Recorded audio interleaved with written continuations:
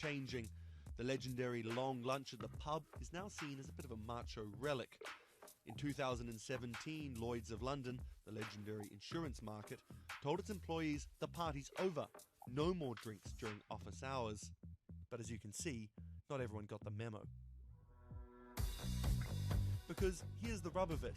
The city had a bit of a reputation. When the after-work crowd go home, the place becomes a ghost town. But that's changing, and leading the way are some high-flying dining spots.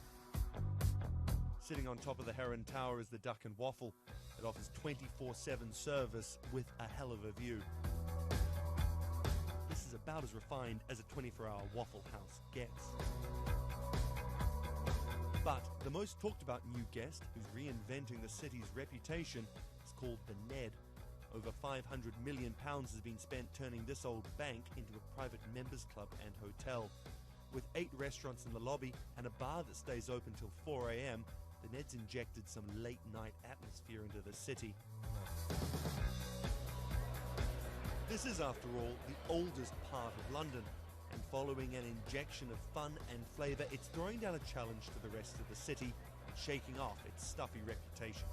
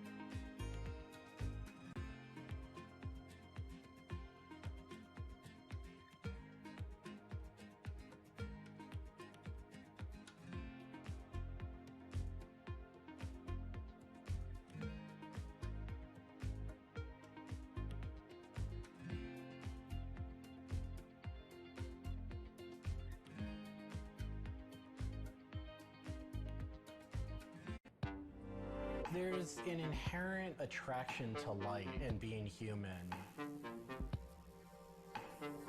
And I think on a very deep psychological level, light is this way in which we experience the energy surrounding us in a very personal manner.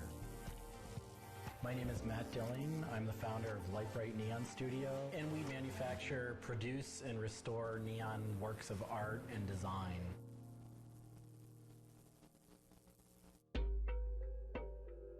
origins of the creative content of a lot of the work at Lightbright comes from a variety of sources. Sometimes people come with a napkin sketch, some people come with an Adobe Illustrator file, and we have a whole design team who then we kind of work together to help create layouts of what it might look like. Scale it up and create a paper template using a pen plotter. And that paper template actually becomes our guide for what we're going to bend the neon to. We take from the office into the glass shop. We pick out the right size tubing with the right color for the right size project.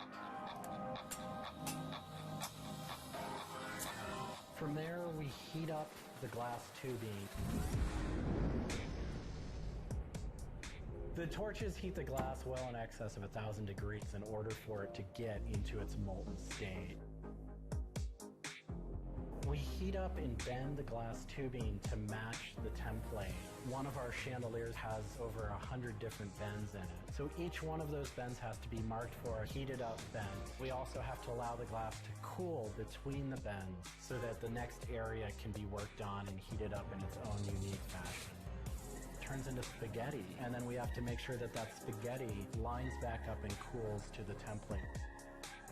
We use a blow hose to connect our mouth to the tube, create a volume that's closed, and we can control the pressure in there with our mouth. There's just a variety of challenges that come up inherently in working with glass. Glass can crack due to stress, and sometimes you'll just have a batch that all it wants to do when it gets near a torch is crack.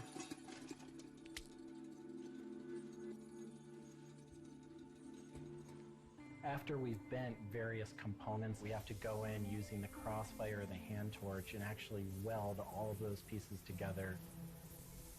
The last step on that is then to weld on electrodes onto either end. Each one of those steps is very, very specific. I draw inspiration from so many different experiences. It's hard to come up with one thing that's particular, but one of the ways that I really am able to connect with the creative is to float. Floating is a similar experience to meditation, to psychedelics. Going into a blackened room and laying out in a body of water and salt that's heated to your body temperature, and it allows for all sort of external stimulation to fall away. And your internal world really begins to bubble up and manifest. You really get to experience a different relationship to your mind.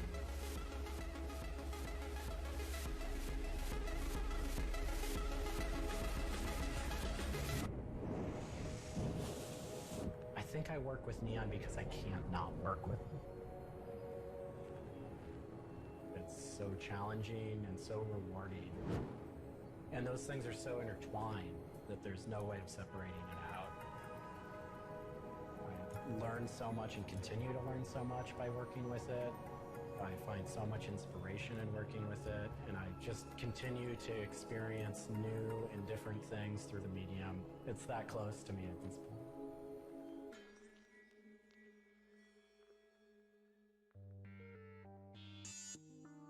Once the neon tube is completed, we have to hook it up to our manifold for bombarding. The manifold is opened, a vacuum is drawn. We check the tube for leaks with our Tesla coil.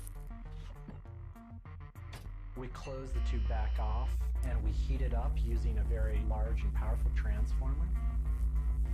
As the tube is heated up, it releases anything that's not inert inside the tube, and we evacuate that out. We introduce the gas into it, and we seal the tube off, sealing into that tube whatever gas we introduced into it. I think my favorite part of making a neon light is when you see it lit up for the first time. Different gases, when electrified, emit different wavelengths of light. Neon gas is this very bright orange, fiery red color. Argon gas creates a very intense blue, but that light output that is produced can then be expressed in a different wavelength by coating the inside of the tubes with a phosphor coating that takes that one wavelength of light and emits a different wavelength. We bring it over to the aging table where we hook it up to an age-in transformer and allow it to settle, age the gas in that we've introduced to it. There's always a stray particle of something left inside the tube. But that time that the oxide coating can act to scrub whatever is left inside the tube while things are getting settled into place.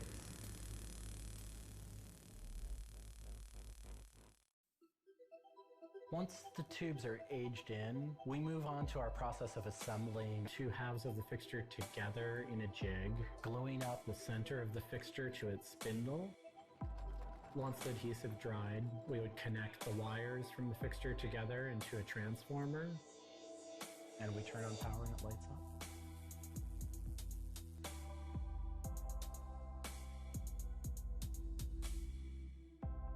Part of what we love about what we do here is that we try and put out into the world the kind of things that we'd like to see. I still am surprised when it lights up. I'm still excited when I get to see it illuminated. There's an ineffable quality to it. To me, it is this insight into the inner workings of the universe. It literally is. It's a way of looking at what is surrounding us in the cosmos in a new light.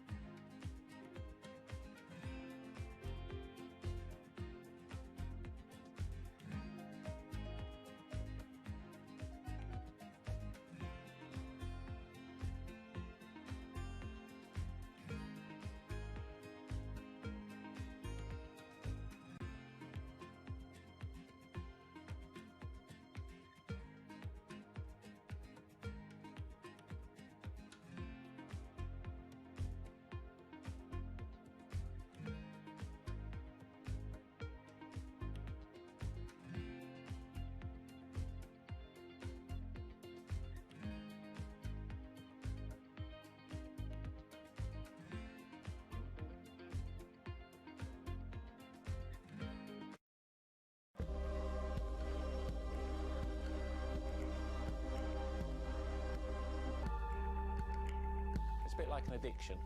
You've got to make something, you have to do something. It's borderline obsession. And every bike we build is my favourite bike at the time, and as soon as it's done, I want to build another one.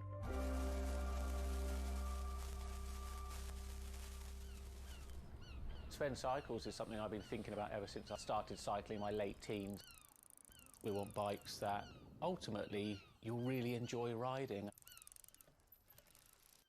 There's never a bike that's the same. There's always a slight change. And as we build them individually as well, they have the marks of a bike that's built by hand.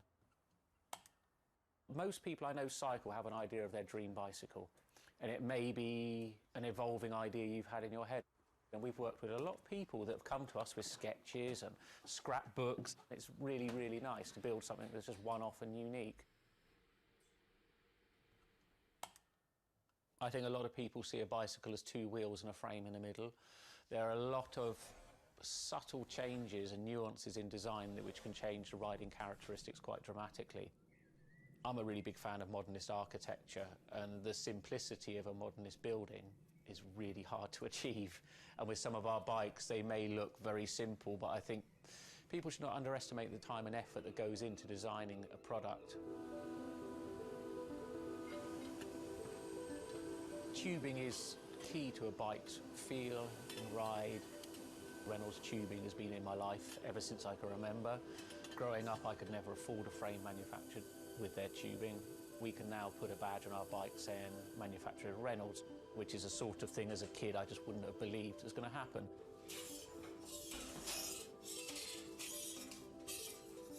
Every part of the bike has a specific tube. It's not universal. The first thing we do is get the tubes out, check they're correct, check the wall thicknesses, sand the edges, make sure it's all really clean, because if it's not clean, the tubes won't join together correctly. We build in steel because I still believe it's one of the best materials to use. It's been used in bikes since the late 1800s, and they're still using it now for a very good reason. It's the flexibility that we can replace the tube, repaint the bike, and you wouldn't know it's damaged. I just like working with it. It's very sculptural. This isn't sort of aerospace precision engineering. It's a steel rule and a marker. So when we're cutting the tubes, it's within a mil or two. But what we're trying to do is take the best from bicycle building in the past and add a little bit of modern flair to it.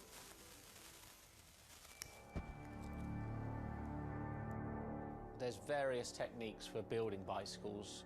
We do a thing called fillet brazing, where you connect a pipe together. We use a bronze rod and a flame. We heat the tubes up to the same temperature and we fill the joint with bronze. And it gives a very, very sort of fluid, lovely, sort of quite sculptural feel. You've got to practice, you've got to be able to judge material temperatures, you've got to just look at it and you just get a feel for it. It's the stage where your tubes start to look a bit like a bicycle. My father's a jeweller. He'd make sort of very pretty things, which are lovely, but for me, they don't really have any function. What I love about bicycles, you can start on a Monday with a box of tubes, you can be riding it by the weekend, and it can last you for the rest of your life.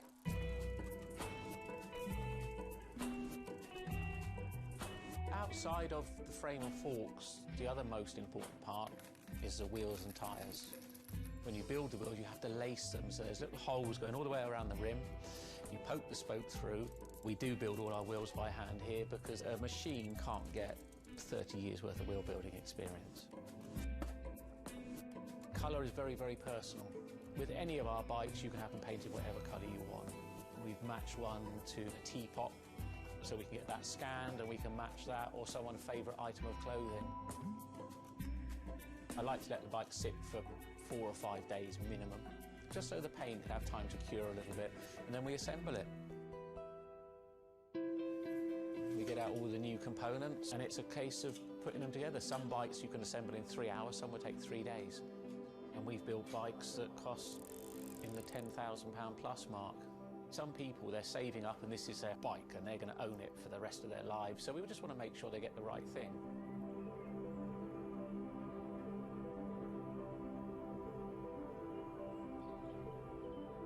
I think the bike for me was the first time I had some freedom, so as soon as I had one I was off. A lot of people still get that thrill as when they were a kid blasting down a hill, wind going through their hair. It's fun. Everyone has their favourite jacket or something, it just makes them feel good. If you've got a bike that fits well, you actually feel part of it. Building bicycles as a creative outlet is fantastic. It's not something you do because you're going to get a big paycheck at the end of the day. You do it something you have a passion for it.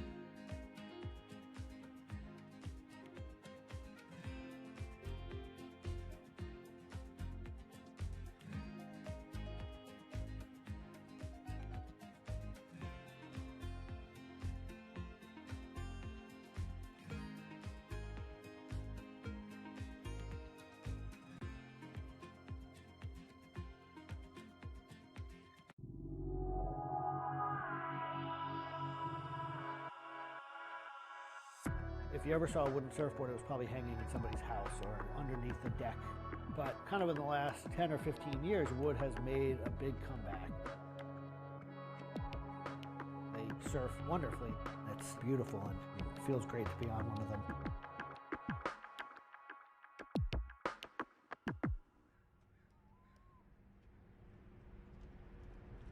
I always had a love for wood and kind of passionate about things that went in the water. I've kind of been around wooden boats most of my life. There's just so much character. The way they're built, the stories that come with them, a lot of that has translated over to why we build surfboards the way we do. When we first started thinking about building surfboards, wood was the natural material we chose. They have a very high strength to weight ratio. Wooden surfboards have the longest history of use in the surf world than any other material. People have been surfing wooden surfboards since kind of the first documented history of people riding waves. The board starts in CAD, where we take a 3D model, break down the shape, and kind of create frames and templates and all the inner parts of the board that we get cut on a CNC machine.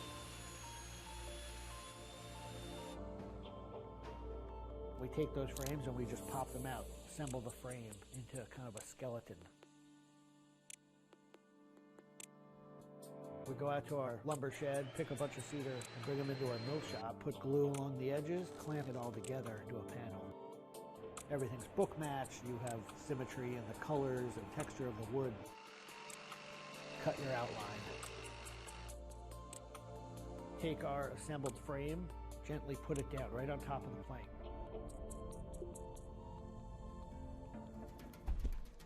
Once that foundation is started, you're basically building up the three-dimensional shape, the outside part of the board, using lots of strips that kind of interlock and fit together. Every piece of wood is going to be different, and it's all going to react differently. There are frustrations with it, but I think that's one of the things that keeps it challenging. You learn to read the kind of what the grain lines are doing and what the color of the wood is telling you.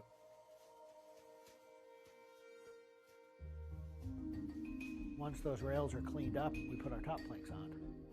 It's a little bit like putting a lid on a box. It's like, this is it. Whatever's inside that board is staying inside that board. And by tensioning some rope, you can clamp the two together. It's like a time capsule.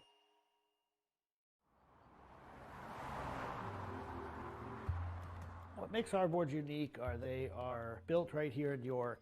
They're built using material that grows right here in the state of Maine. They're built 100% by hand by local craftspeople and surfers. There's a lot of time that goes into these boards, between 40 and 60 hours start to finish. We wanted to build surfboards that were as hollow as they could be, but still be strong enough to work well.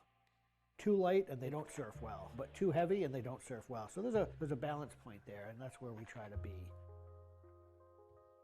Taking the board off the rocker table, once the top has gone on, that is by far one of my top favorite parts. It's just you and a shaping stand, a board, and a hand plane. Everything else is out of your view. It's simple, it's pleasurable, it's quiet. You can be with your thoughts and you can just kind of be present. There's something about taking a nice sharp edge tool to a beautiful piece of wood and feeling the curls coming off and knowing that every pass that you're making, you're kind of getting it closer and closer to what you have in mind.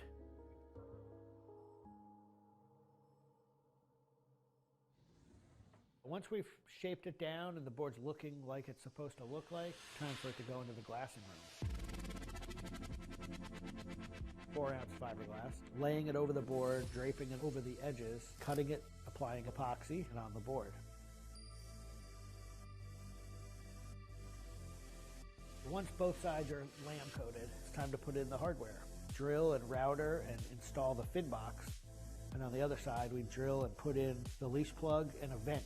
There's a lot of air just naturally inside the board, and that air wants to expand and contract with temperature changes. And that vent has a little piece of Gore-Tex fabric in it, and it allows air to kind of breathe both ways, but it doesn't allow water to get in. Once all that hardware is put in, it goes back into the glassing room. We brush a nice, beautiful, thick coat of epoxy over the whole surface, and that we call a gloss coat.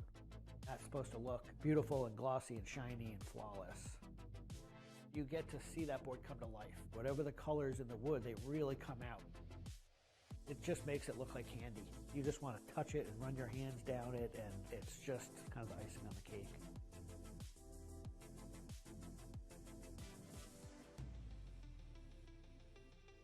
Once everything is hard, we put it into what we call the oven, get that epoxy to cure, really kind of bake it, and just get it to harden. Put in the fin, screw in the vent, and ship it out. We just love the idea of building something that's sustainable and long-lasting and made by hand. Kind of gives you a deeper connection to the product over something you might buy on a shelf.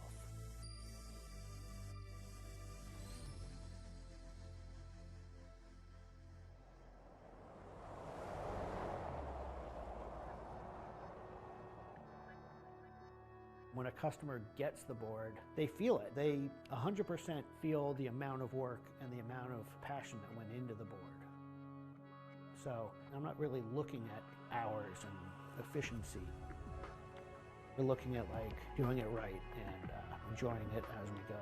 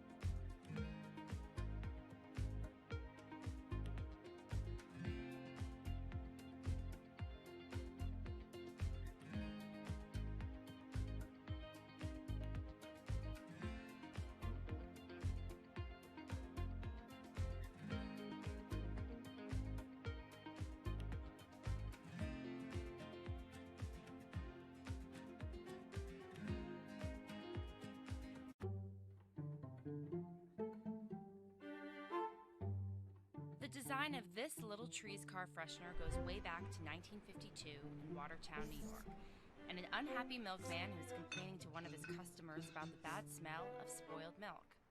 Lucky for him, he was talking to Julius Salmon, a Jewish chemist who'd fled from Nazi Germany and spent time living in the forests of Canada studying the aroma of alpine trees. After his chance encounter with the milkman, Salmon started to create paper soaked in natural pine oil. A string was also attached to stop people getting the perfume all over their hands. The freshener was originally in the shape of a buxom pinup girl, but Salmon changed his design to the pine tree we know today. This allowed the cellophane wrapper to be rolled down slowly, so the fragrance would last that little bit longer. As the automotive industry took off, so did little trees, filling the air with classics like black ice, royal pine, vanilla aroma, and of course, new car scent. Fragrant and affordable, this is the design that brings you the heady aroma of a Canadian woodland, whether you're in a milk cart or a taxi cab.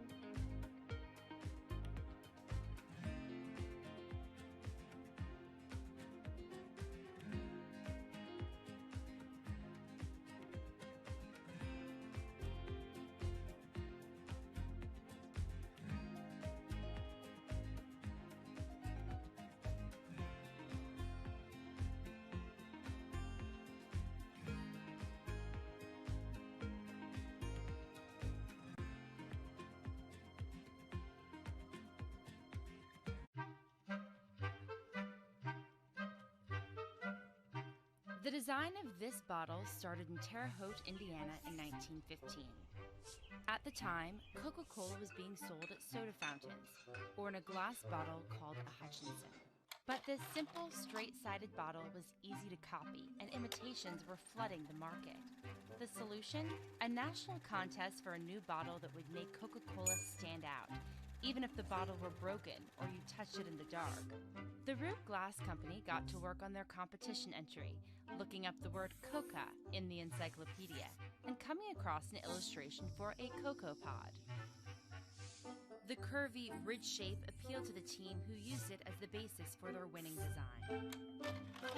The first bottles hit the shelves just a year later, with the added touch of the glass being colored German green, later changed to Georgia green, in honor of the Coca-Cola Company's home state. Sleek and iconic, this is the design that's flaunted its curves to become the trademark of the most popular drink in the world.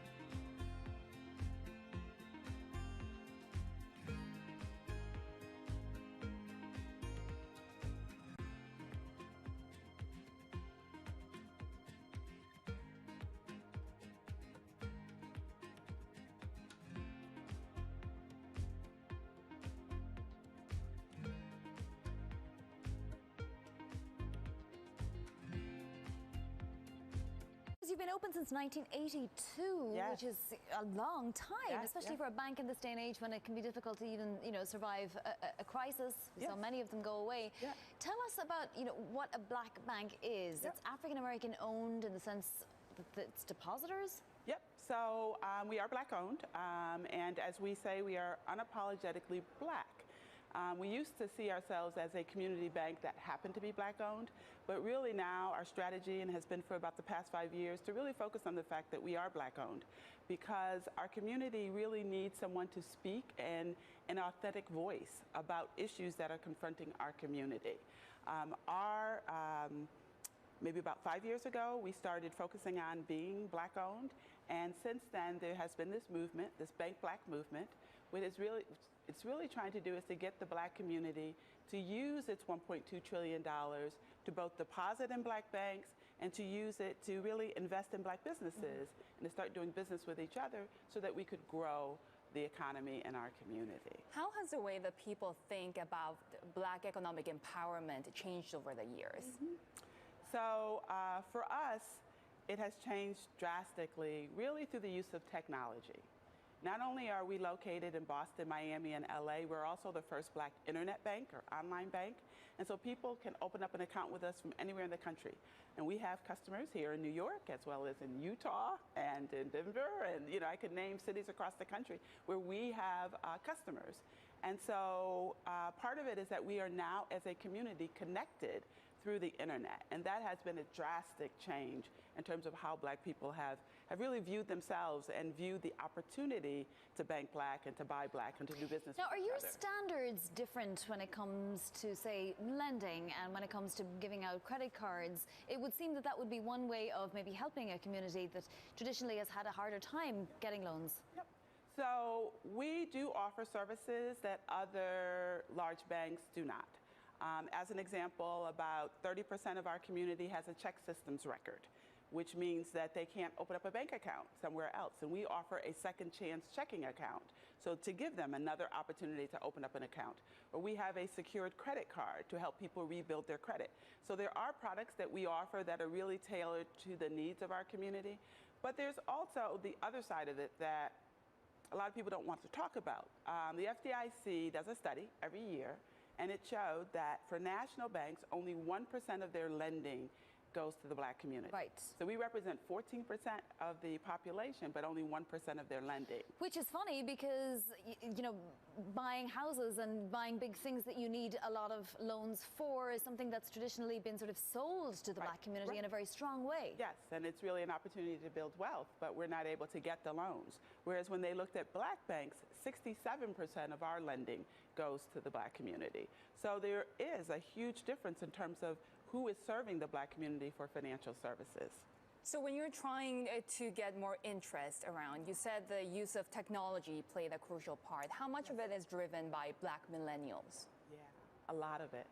It's sort of interesting because they've had recently sort of studies that have been done about how Black millennials and millennials in general are using technology and using social media. You know, we're very big in social media, which a lot of banks have really shied away from because that's the way to get the word out to millennials. And millennials, you know, if you think about it, I'm a baby boomer. And the technology that really came out for us was really related to spending. I mean, it's probably hard for a lot of your audience to remember when ATMs didn't exist. Remember, ATMs were, you know, sort of created in our lifetime. And debit cards, I mean, so there are a lot of things that really helped us more conveniently spend money. Now there's technology to help people save money. And that's what millennials are doing. They are actually using technology to save money, to invest, and to recognize that they need to make their money work for them. Terry, what is the one or two things that people come into you, because I presume you meet clients and you meet customers Yes. all the time, and say, this is a problem for us. It's not a problem in the economy at large. It is a problem. Help me. Mm-hmm. Well, the basic thing is that the Black community really did not feel that banks were for them. Like, we have people that come to us and say, this is the first time I've been excited about banking, like, period. Like, forget what we could do with a bank, but just even be excited to feel welcomed. So that's the number one thing, is that people are starting to say, hey, banking is for me. And they walk into a branch and say, I've never been in a bank before. They could be 50, 60 years old. They're like, I've never been in a bank before. So that's number one. The second is really thinking of banking as being not just a place that you deposit your money and don't think about, but to recognize that your deposit has power. There's certain social justice movements that we've gotten involved in, whether it's Black Lives Matter, whether it's Black Money Matters. I mean, we have expressed our voice that these things are important. And so where consumers are looking, and Black consumers are looking at us and saying, my money matters. The fact that I'm putting it into whether it's a local credit union or a local community bank or a Black bank does make a difference. And so the combining of your money and your deposit, specifically in social justice, is where the millennials are coming from.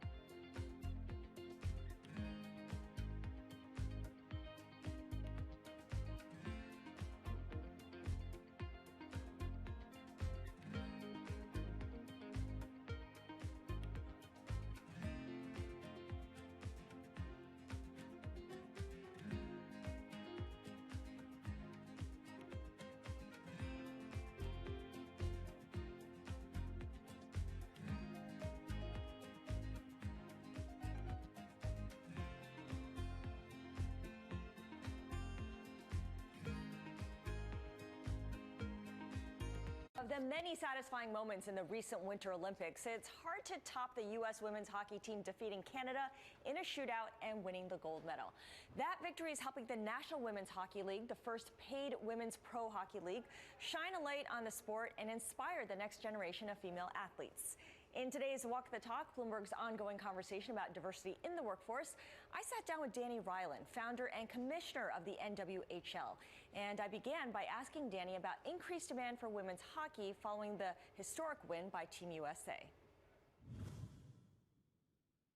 I mean, it was just an amazing experience just to see those women win gold. I mean, ever since Maddie Rooney made that last save in the shootout, I mean, our players have been walking taller. There's been a great buzz around the women's game, and anytime you can have, that type of TV rating, parlayed with a gold medal, I mean, just the exposure that's brought our game has been unbelievable. Yeah, the buzz it's generated is really something else. Has sponsorship gotten easier because of it? And I wonder whether individual players, some of the stars from Team USA, will be able to get individual sponsorship deals that will then make it easier for the league to strike these deals. Of course. I mean, anytime there's international exposure, the conversations become a lot easier with sponsors. They know about the women's game. They know some of the stars in the game, and it just kind of makes the barrier to entry a little easier because we're not introducing them to a new sport. They're already aware. So it has made our lives a little bit easier, and we expect it to continue to go in a positive direction. Now, there's been a lot of changes since you founded the league in 2015. Among them is that 2 of your clubs now have the backing and the resources of NHL clubs. And I'm talking here about the Riveters, which formed a partnership with the New Jersey Devils, and the Buffalo Sabres owner bought the Buttes in Buffalo as well. Does that create imbalance with the other 2 teams that don't have that backing? No, I think it actually helps us raise the bar across the league. Obviously we want our teams in the hands of the best owners and operators, and the NHL clubs do it best. So I think it's a rally cry to the other clubs to say, like, all right, let's get another deal done. So we've definitely hit our stride this upcoming season, and it's an interesting phase of the business that we're entering into. Yeah. So the goal is to then get those other 2 franchises to get owners as well. Yes, I mean, the uptick that we've seen in the 2 markets that have the relationship with the NHL clubs has been noteworthy, and so if we can replicate that and kind of come up with the perfect blueprint, not only with our current clubs but potential expansion markets as well. All right. Now, under your original plan, NWHL offered contracts of up to $26,000 a year. About 6 weeks into last season, you unexpectedly had to cut salaries by 40 to 50% to preserve the league's future. What's been the effect on player retention? The players have actually been amazing. They understood the change. They know that we are a startup business and that we do whatever we can for them, and they were our greatest ambassadors during that hard moment. And it was definitely difficult. It was the hardest decision that I had to make as a commissioner. But the way that they reacted, the way that they continued to be great ambassadors for the game, really spoke highly of them, and we retained almost all of our players. And then this year, we've seen a great uptick in the game as well. What's the path forward to getting salaries back to the levels they were at? Yeah, it's all about scale. We need to scale the business where the sports business really scales, and that's on the sponsorship side and the media side. So having the Olympics really factor in that. Over 3 million viewers, having our All-Star game generate over 500,000 viewers on our Twitter Game of the Week. I mean, those are really the areas that really change the business. And coming with that comes an opportunity for more sponsors.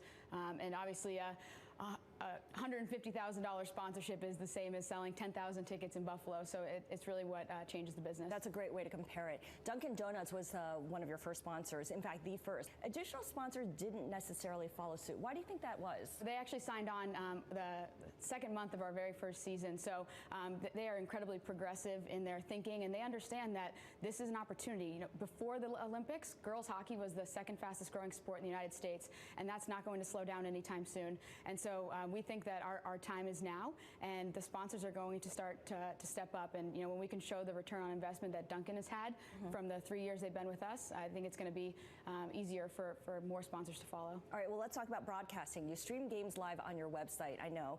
You also have partnered with Cheddar on Sling TV, Amazon, Twitter, and Facebook Live. What kind of interest, if any, have you seen from the traditional broadcasters? We've seen a little bit as far as highlights are concerned, but being able to broadcast our games on a linear broadcast has been a challenge. So I think as we continue to prove our product, obviously the Olympics and the viewership they saw is going to help us as well. But it kind of starts with starts with one. And so we were very fortunate to have the distribution deal with Twitter this season and covering our game of the week, and to really show them that these are the fans tuning in. This is a brand of hockey that hockey fans enjoy watching, and the more data that we can collect, the easier those conversations will become. And the other big thing that happened over the last couple of years was that the U.S. women's national team won a big wage battle with USA Hockey. What kind of effect did that have on the NWHL? I know you supported them, but did that have a material effect on you?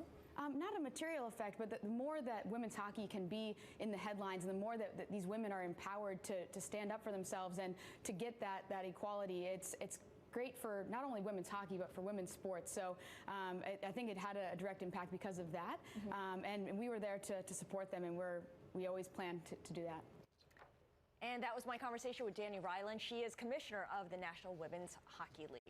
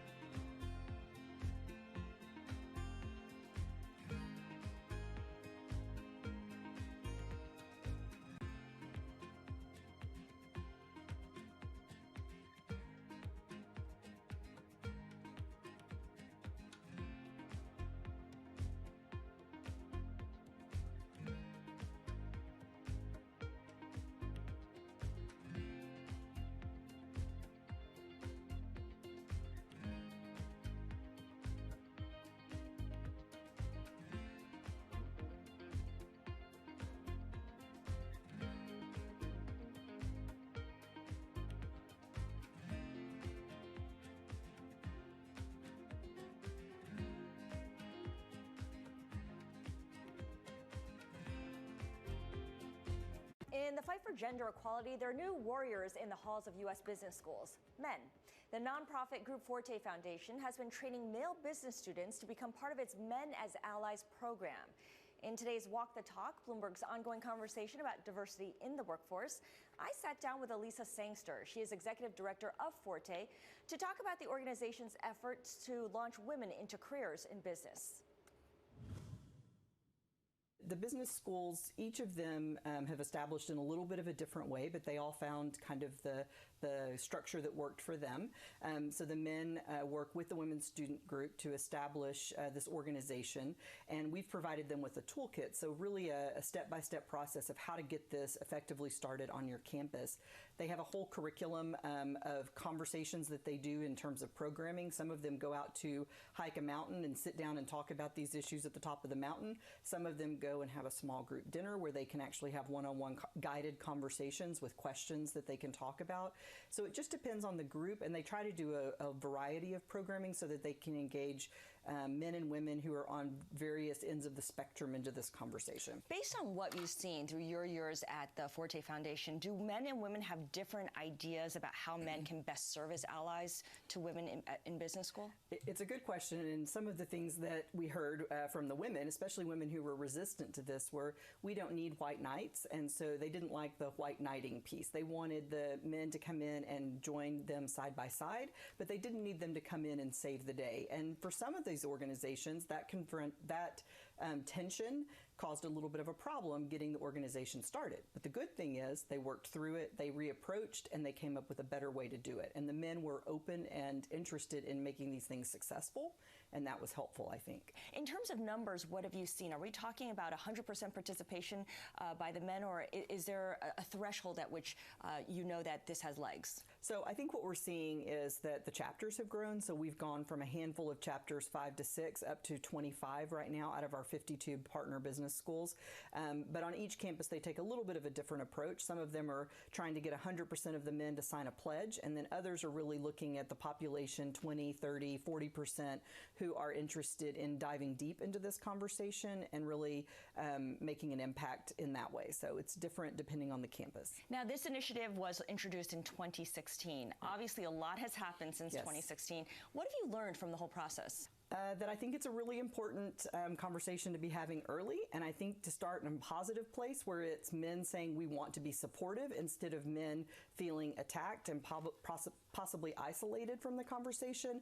I think what Male Allies does is give them the entree into the conversation that they need, and we do see across that spectrum that men are often interested in supporting but unsure where to start and what kind of things they should be saying and doing to be those male allies. And so that's why I think it's important to train them as early as possible. This sounds very much like a product of its time. It can only happen at this period of time with this group of people, the millennials.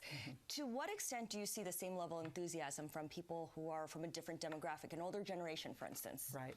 I think that they're sensitive and interested in it, and especially because many of those people are in leadership. They're hearing about it. How can we as an organization address this? How can we develop something to share within our entire corporation? But I think what's different about this is that these are young leaders who are moving into an organization, and they're saying very actively, we want a voice in this, and we have something to say, and we want you to listen. So top down is good, but it's not good enough. We want to also see bottom up and side to side conversations. They see themselves as agents of this process. Absolutely, absolutely. What is the next step then? Because eventually these business school men and women will graduate. They will go into jobs or start their own companies. How do you maintain your influence from that point on? Well, it's interesting because we have seen 3 or 4 years of graduates, and they are starting to reach back to us, and they've said, hey, I'm experiencing X, Y, and Z in the workplace, and I really think what we did in business school could easily apply in the corporate world. So over the last year, we've been collecting data from them, kind of their own experiences.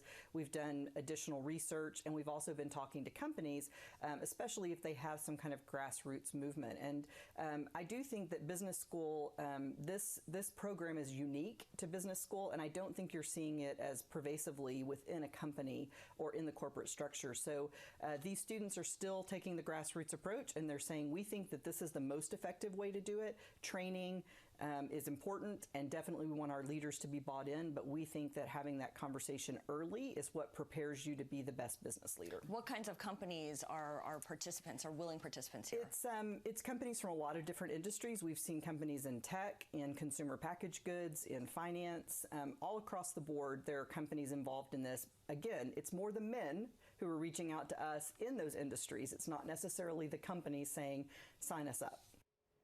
That was my conversation with Elisa Sangster. She's Executive Director of the Forte.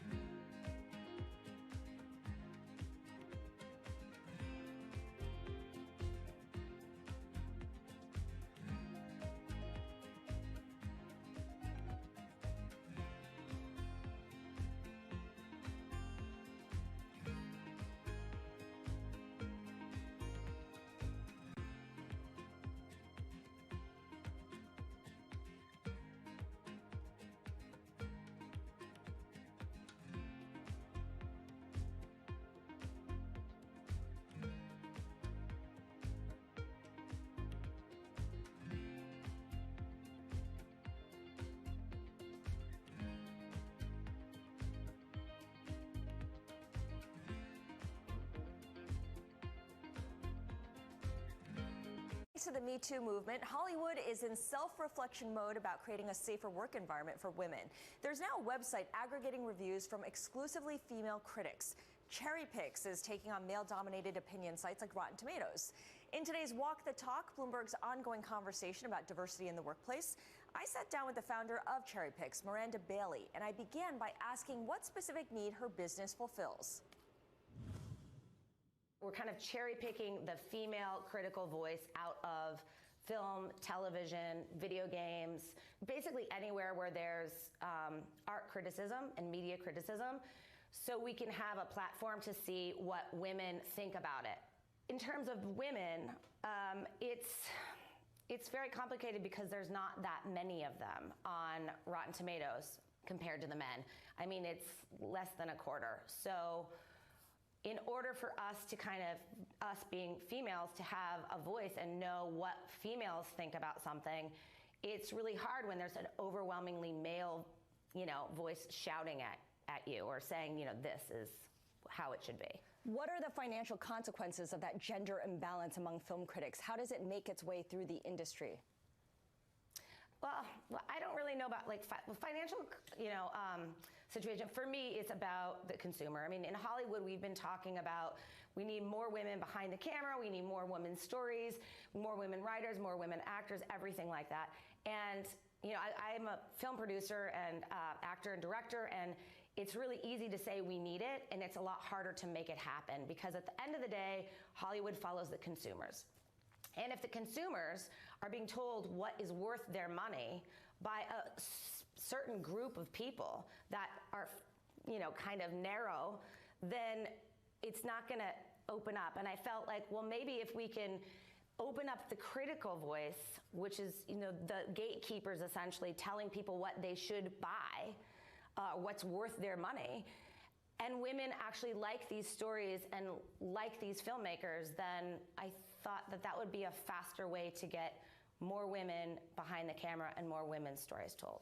How are you funding this website? You mentioned it's going to be an aggregator of reviews, but are you going to be advertising supported, subscription driven in any way? Yes, I mean, we're funded for the next 3 years about right now by my production company, and we will be finding partners once we kind of get our our voice and our full creative image out there. But yes, I mean, we plan on doing advertising. We plan on doing partnerships with film theaters so that we can, link to buy tickets online. So like if you read a review about The Zookeeper's Wife, for instance, and you really like it, you can go right there and buy it. It's an interesting time to be launching this because of the Me Too movement across Hollywood, across media overall. How do you intend for this site to help change the culture in movie making? Oh, well, I mean, the Me Too movement and the Time's Up are two very different movements. I mean, they're both female-centric, but, at the end of the day, we're about, being recognized and respected. And so I'm grateful for those movements. I think it's kind of wonderful that that's happening right now. We've been saying this for a very long time, that we deserve to be paid equally, and not to be, sexually harassed. And, not everyone is sexually harassed. But most all women are definitely underrepresented, underpaid, and disrespected. You are an independent film producer. As you mentioned, you're an actor, you're a director. What kind of feedback have you gotten from peers in your industry when you told them about Cherry Picks? I have had overwhelming support from female journalists specifically, which is very exciting for me because this is kind of a new door that I'm opening and learning about. And obviously the female filmmakers that are out there are really excited by it.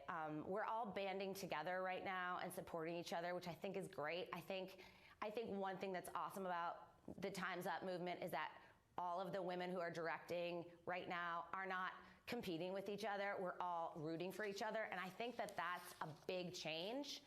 And I think this Cherry Picks is part of that, is us also lifting each other up and opening it up to journalism and the consumers and what the buyers, the exhibitors, the distributors, the producers, the directors, we're all together in this, and we can all make a difference.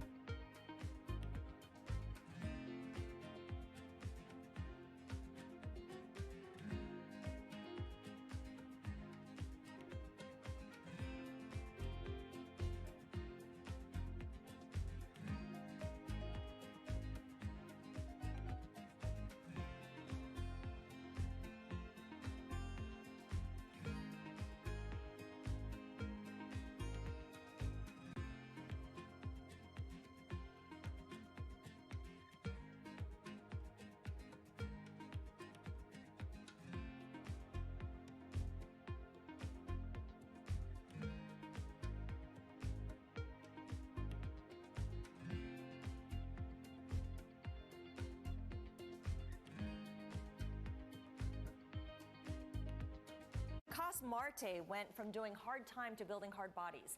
He's the founder of ConBody, which is a prison-style boot camp class in New York City that employs former inmates as fitness instructors. In today's Walk the Talk, Bloomberg's ongoing conversation about diversity in the workforce, I sat down with Cos to discuss how he built ConBody from the ground up. ConBody was derived from my prison experience. I lost 70 pounds in 6 months, and in my prison cell, after doctors told me I could probably die because of my health issues. I was extremely overweight. My cholesterol levels were through the roof, and I lost 70 pounds in 6 months, and then I helped over 20 inmates who was over 1,000 pounds combined. But I took that same programming that I was doing in the prison yard and started doing it and brought it to the streets of New York. And you began a business, but you told me how you didn't have any startup costs and you funded this yourself. How did that work? Yeah, I mean, I didn't have no overhead. I just went out straight to the park and started running after a woman wearing yoga pants. And I was like, hey, I got a boot camp. And I told her my story and started just attracting people to the park. I was standing on the F train, B train, making announcements. Like, I was nonstop hustling and asking. And I basically took the same skills that I used while I was selling drugs and brought them out legally. So these are transferable skills. Exactly. Your workout's gotten really popular. You now have your own location. Talk about what's involved here and who goes to your workout classes. Yeah, so what we do is hire formerly incarcerated individuals to teach our fitness classes. So we train the inmates in the system, and we're working on creating a direct pipeline from the inside out. Mostly the people that come to our classes is young professional women. Actually, a lot of people are surprised, but we don't use any equipment. A lot of guys like to, go to the gym and lift 1,000 pounds. My secret sauce is that I work with what I got. So just my body weight, small amount of space, just like I did in my prison cell. And I got that prison body you've always desired. Now, you hire former inmates, as you mentioned. You're trying to build this pipeline. What do you look for in a potential new hire? And the extent of vetting, talk about that involved in these prospective hires. I look for people that are charismatic, and when I conduct my interviews, I conduct them like 5:30 in the morning. So if you don't show up or you come in late, too bad. So I really try to make it strict as possible in the beginning, and then I really see if I could hang out with this person, if this person could say hi and bring a smile out of my face. Not only me, but the customers that are coming through the door, and really breaking down that stereotype, because we have people coming in, who's never met anybody who's been incarcerated. The perceived notion of somebody that's a so-called ex-con is that we're all killers and rapists and, the worst of the worst. But the truth is that we're just all human beings that committed a mistake, and we just want to adapt back to society and get a second chance. Your real message here is about prison reform when it comes down to it. And you kind of came up with your business plan when you were in solitary confinement. You had a lot of time to think about this. You also got some help once you established your workout class after you held it in the park. Talk a little bit about the organizations that allowed you to bring together some of your ideas and make it a more scalable business. Yeah, so when I came home, I try to take advantage of every nonprofit that you could think of in the prison reform industry. So I went to Fortune Society. From Fortune Society, went to Career Gear, and all these nonprofits were helping me and just trying to get me back on my feet. But there was one program called Defy Ventures. Defy Ventures believes that illegal entrepreneurs have the transferable skills to become legal entrepreneurs. And I did that program. It was a very intense program taught by MBA, Harvard, and Stanford professors. And you graduate and you get a MBA Baylor University certificate when you graduate from the program. So they helped me put my whole business plan together and pay my taxes, and redo it legit. Talk a little bit about your growth plans, because you're based in the Lower East Side of New York City, but you have some pretty ambitious plans. Yeah, so I'm in the Lower East Side in the exact same corner where I sold drugs at, where I got in trouble at, and went back into a full circle in that neighborhood. Our growth is we want to open nine studios in the next 5 years. I just came out with my book, so ConBody shows my whole secret sauce in that book, and then also we started this online platform that's coming out in a couple weeks where you could virtually work out with a formerly incarcerated individual. So you basically choose your favorite ex-con for $9 a month, and you get that prison body voices.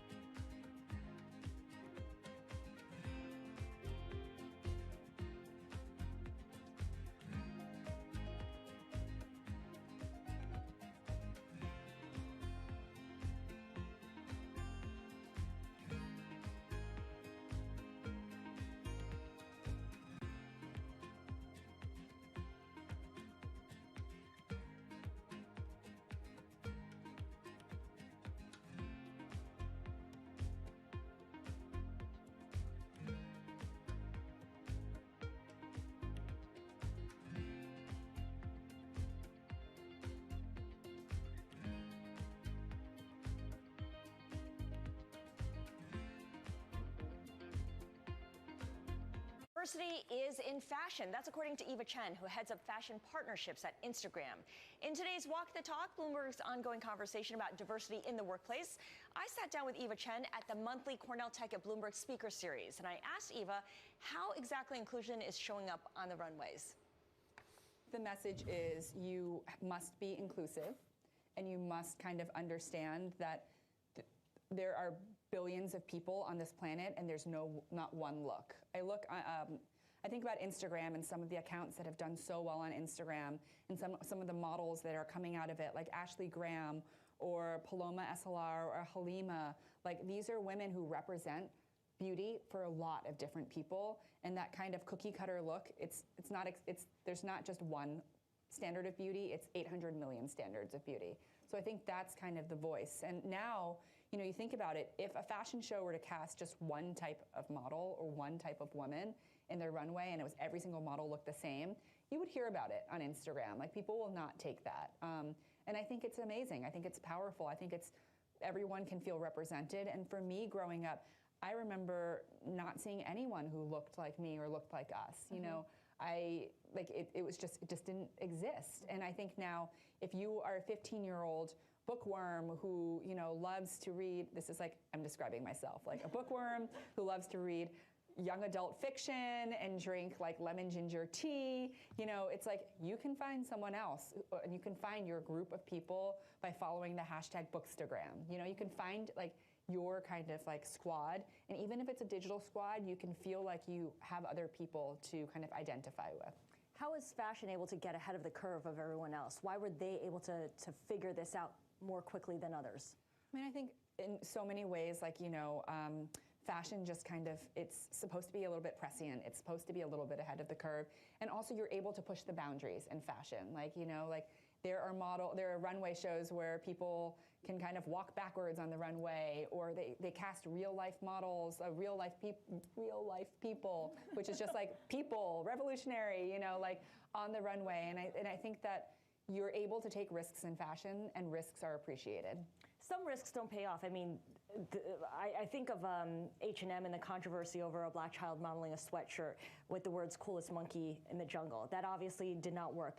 How is the feedback now from consumers different in the age of social media, where something like that will go viral in a bad way very quickly? Yeah, I mean, I think that, listen, I don't know what the thinking was behind that specific moment, or behind that specific casting, but nowadays it's like, the most important thing for corporations and companies is to have representation. Mm-hmm. Make sure that your board of directors is diverse. Make sure that the people who work in the casting department and the creative teams are diverse, because you want to be able to truly represent and truly embody. It's not enough to say, we believe in diversity. You have to have diversity. And that's, I feel very fortunate at Instagram. It's like, it is a diverse team. I love seeing and hearing the different voices and opinions, and voices of dissent as well. And that's the thing with Instagram. It's like, people have opinions. You won't always agree with the opinions, mm-hmm. but it's important that people voice their opinions, and when people see something that they think is wrong, or that is wrong, like, they will speak up and speak out. Right. Do you think fashion brands are nimble enough to respond, or it's because of something like Instagram that provides that instant loop, that feedback loop, they're able to? I think some companies are. I think it very much depends on the infrastructure of the company, and this is like, I don't know enough about like fashion corporations and infrastructure, but like, if you have, I look at Gucci, for instance, and Gucci, you know, they have been known to collaborate with a lot of Instagram influencers and artists, and for the most part, 99% of the time, it's amazing.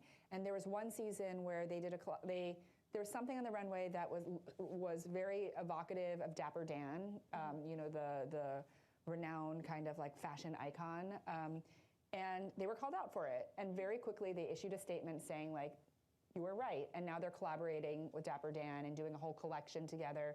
And I think that's in part, their creative director, Alessandro, is incredibly fluent in Instagram. He's on direct messages, reaching out to illustrators, looking for fresh voices. And I think a lot of it depends on the leadership and how, I don't want to say woke, but like how kind of like tuned in they are to what the public consciousness is.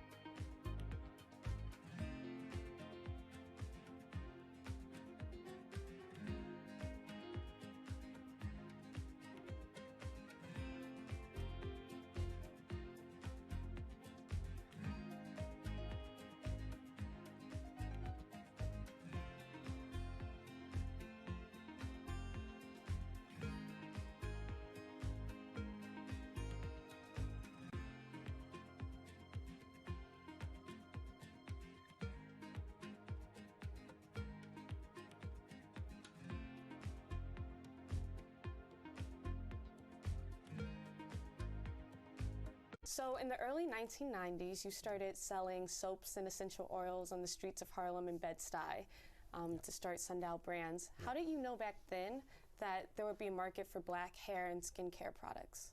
Yeah, well, because when we started, first of all, there was nobody producing natural products that were efficacious and that were designed to work on different hair textures and on different skin types. And so what you had was a consumer who desired to have healthier products, natural products, but had no access to anything that actually worked. And so, when you stand on the street corner, people tell you what they want, you better give it to them, otherwise it gets really cold, right? And so we started to take that feedback and started to incorporate that into the things that we were offering. And before you know it, we were selling to other vendors who were bringing feedback from their customers and clients. And so very quickly we got to understand just how underserved women of color were around their hair and their skin. What has the explosion of the natural hair movement in the U.S. done for your business? Yeah, as women became more and more empowered or empowering themselves, I should say, to wear their hair natural, to express themselves as freely as they wanted to around the things that were important to them, that really started to drive the adoption of natural hair. And then they actually had products in Shea Moisture that delivered on the promise of what they wanted, right? So I think the two worked hand in hand, and it really took off.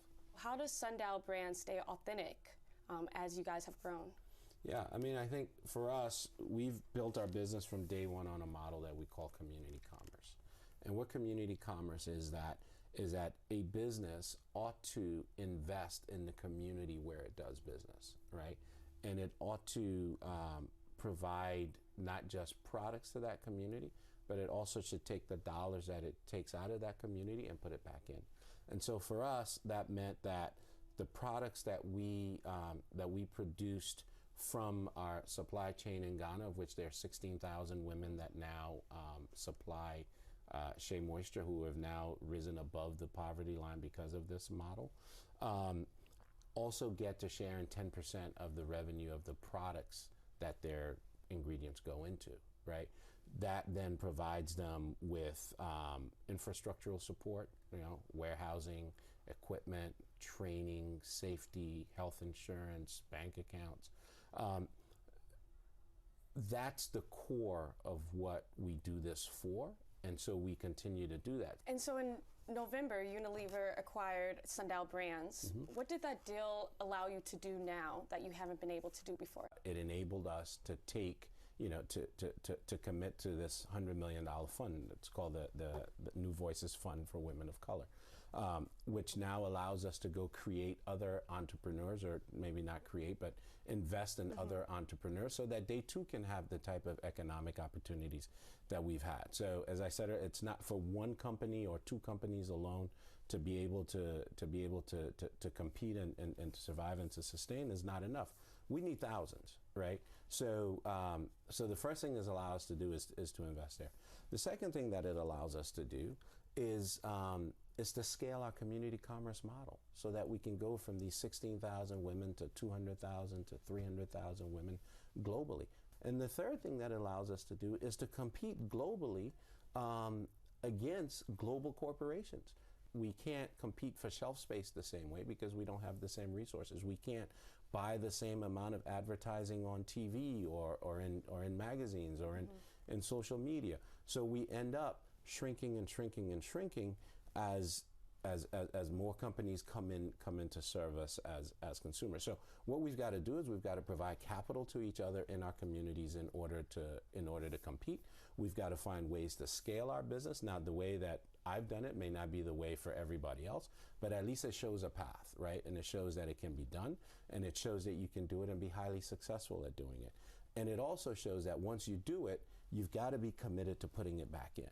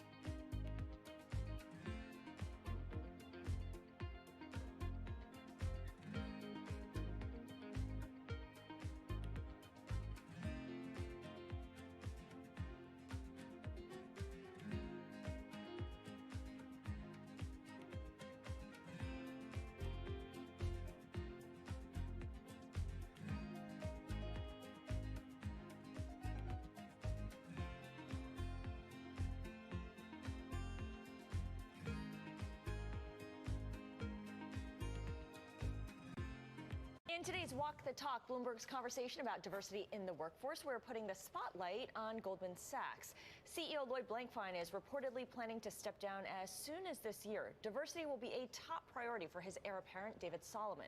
Solomon recently told the Women in Corporate Leadership Initiative, quote, "You make progress, but the progress as you're looking at it day to day feels slow, and it feels slow because you're a big organization. But you know over time that will change. It's our job to change it." Joining us now to explore this topic is Bloomberg's Jordan Holman. Jordan, we know that Solomon has been pretty active on the diversity front. He did propose a number of ideas to the board not so long ago. Why aren't we seeing an increase of female representatives or executives at the senior level? Because it's not there yet. Right. No woman has run a major Wall Street bank before. And if David Solomon does become the next CEO, that pattern will continue. So at Goldman, they are looking at increasing the number of women who come into those entry-level positions. But we're not seeing the women come out on the other side of the pipeline on those executive teams. So there is a retention issue, and they are looking at that through mentorship and sponsorship initiatives.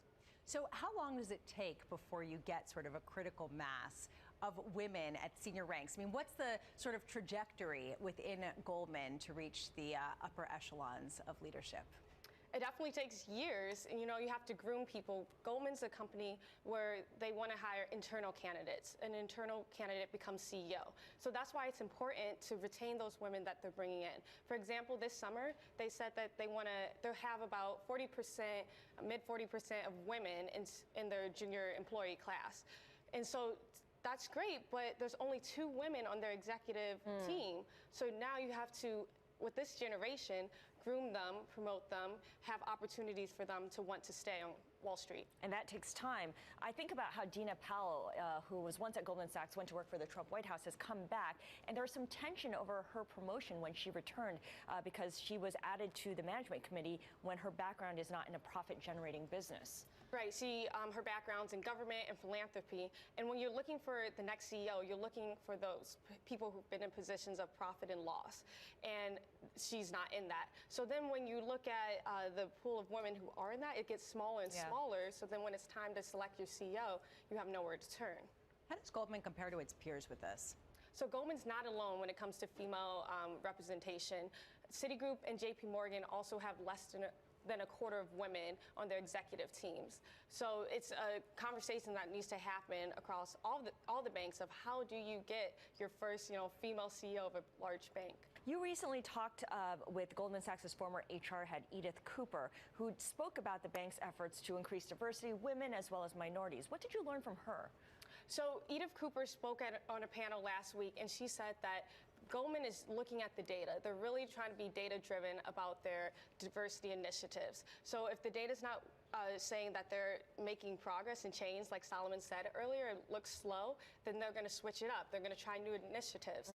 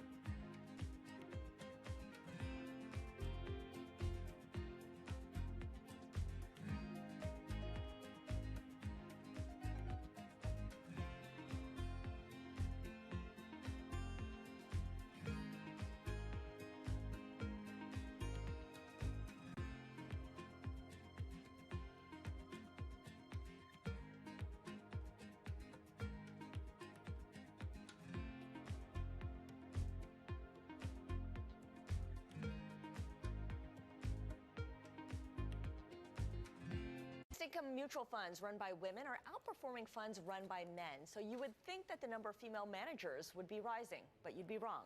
In today's Walk the Talk, Bloomberg's ongoing conversation about diversity in the workplace, I want to bring in Bloomberg's Liz McCormick, who's been crunching the numbers, and the numbers are kind of troubling here. Going back 15 years, Morningstar has found that women-run fixed income funds outperform by a meaningful amount. Right. I mean, it's very interesting. They said, let's run the numbers and see, is there a performance reason why women are only 10% of the whole business? And they found no. I mean, on fixed income, women slightly outperformed. Even mixed gender teams did better. And on equities, it was fairly close. Women slightly underperformed. So the numbers didn't back it up. They said there's no performance reason why women shouldn't be rising as the number of fund managers. And in fact, the number of women-run fixed income funds in the U.S. has dropped precipitously. It's now, what, 14 in 2017? Right. Those exclusively run by women, there's only 14. As of September 2017, that's all there was. In 2004, it was 47. Yeah, so it was a big drop, you know, so it doesn't kind of make sense, you know. So you talk to different people. What do they blame it on, or what do they attribute it to, rather? Yeah, it's interesting. You know, I spoke to a lot of the leading fund managers who broke through and said, how'd you do it? What are the problems? A lot of them said, number one, it's very tough, because we weren't always welcomed in the beginning, and you don't start as a fund manager. You have to rise to that level, so it's a long haul. And some say by the time you've fought for 30 years or so, some are like leaving and they're had enough. And others are saying young women don't know enough about it. So that's why these organizations like Girls Who Invest are trying to, you know, educate college women. Hey, this is a great field for you, and you can perform. Absolutely. Misconceptions also abound here, and I know this is something that Girls Who Invest is trying to fight as well. But to run a fund, you have to be just wicked smart and have to be great in math. And of course, those are great skills, but that's not all it requires. And women, it's about managing risk. Like Ann Walsh of Guggenheim said, you know, women are very savvy at managing risk, and that's especially in bonds. That's a big deal, you know? What was her story? Because she started off on the state pension side, right? Right. She's amazing. I mean, I said, is this right, this list of all your achievements? Yeah, she started as an accounting degree, said, I just happened to go to a pension fund, and then I learned about portfolio management, and then went on to just really work hard, MBA, CFA, law degree, you name it. She had to really stack the decks, but, you know, she achieved. All the credentials are there, and she got her break. Yep, for sure.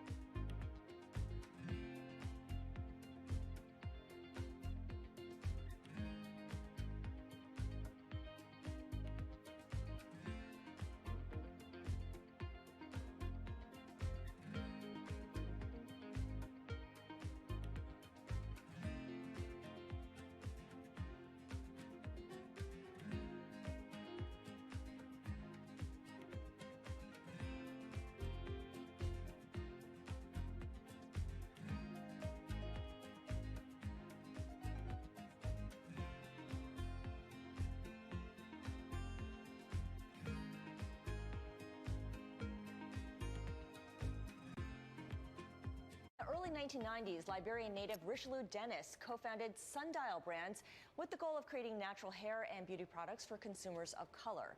In today's Walk the Talk, Bloomberg's ongoing conversation about diversity in the workforce, Jordan Holman sat down with Richelieu to talk about the rise of Sundial. When we started, first of all, there was nobody producing natural products that were efficacious and that were designed to work on different hair textures and on different skin types. And so what you had was a consumer who desired to have healthier products, natural products, but had no access to anything that actually worked.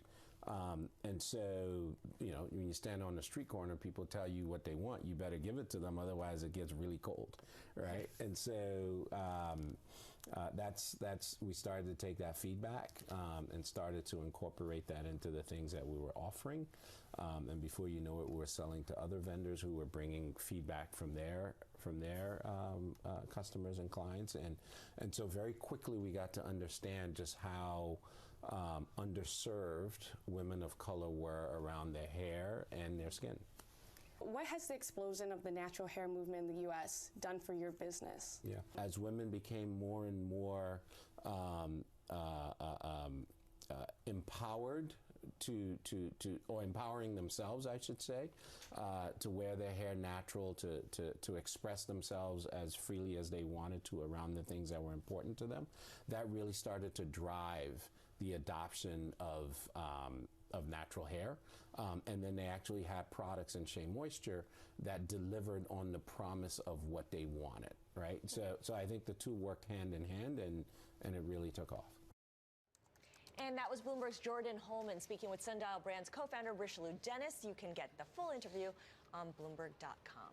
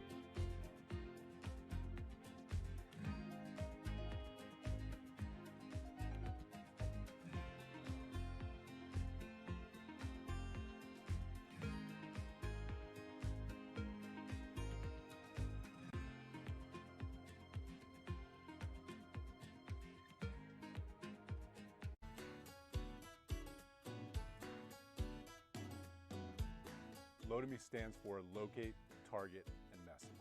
LOTOME helps advertisers collect and organize their consumer data. So if you can imagine that customers engage on the phone, on the web, in a store, through a coupon, we help collect all of that, attach it to a profile, and activate it. It's the big data story. When I started the company in 2006, I saw this unbelievable opportunity around user-generated content. It changed the paradigm for all advertisers. There had to be a platform to protect the brand and get a defined result, which is a sale. That is the genesis of LOTOME.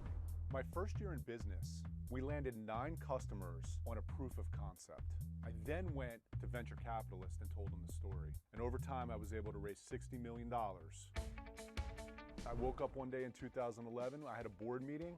I called our board together, I told them the trends and the data points I was seeing, and we made a decision to cut the company in half and walk away from a $30 million revenue line of business.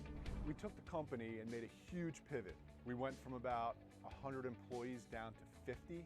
There was some overlap of customers, but most of the customers were net new customers that we had to go win around a different line of business. We went from a media business that was charging on a campaign basis to a software as a service business that was charging a monthly fee to manage data. One of the key things that happened during the process was what once was just a desktop experience, meaning your computer, suddenly became a mobile device, a television, an iPad. And that is why we bought a company called Admobius in 2012, simply focused on what was called the device problem, cross-device. In a privacy-compliant way, we were able to stitch together profiles and audiences no matter how they were engaging with the brand. We've had about 500% growth in customers since 2014. We've 10x'd our employee base over the past 5 years. We're profitable. Developing profitability in a technology company is something I'm super proud of. Over the next 5 years, I would like to be a very large public enterprise. Almost every device and almost everything we're doing is connected to the internet. Microwaves, refrigerators, automobiles. There's information that's thrown off from that device connected to that consumer. I think there's an opportunity for a public company who is only focused on data, data solutions, and activating customer data. In a world where data is everywhere, we help our customers figure out what it all means. And that's the future of LOTOME.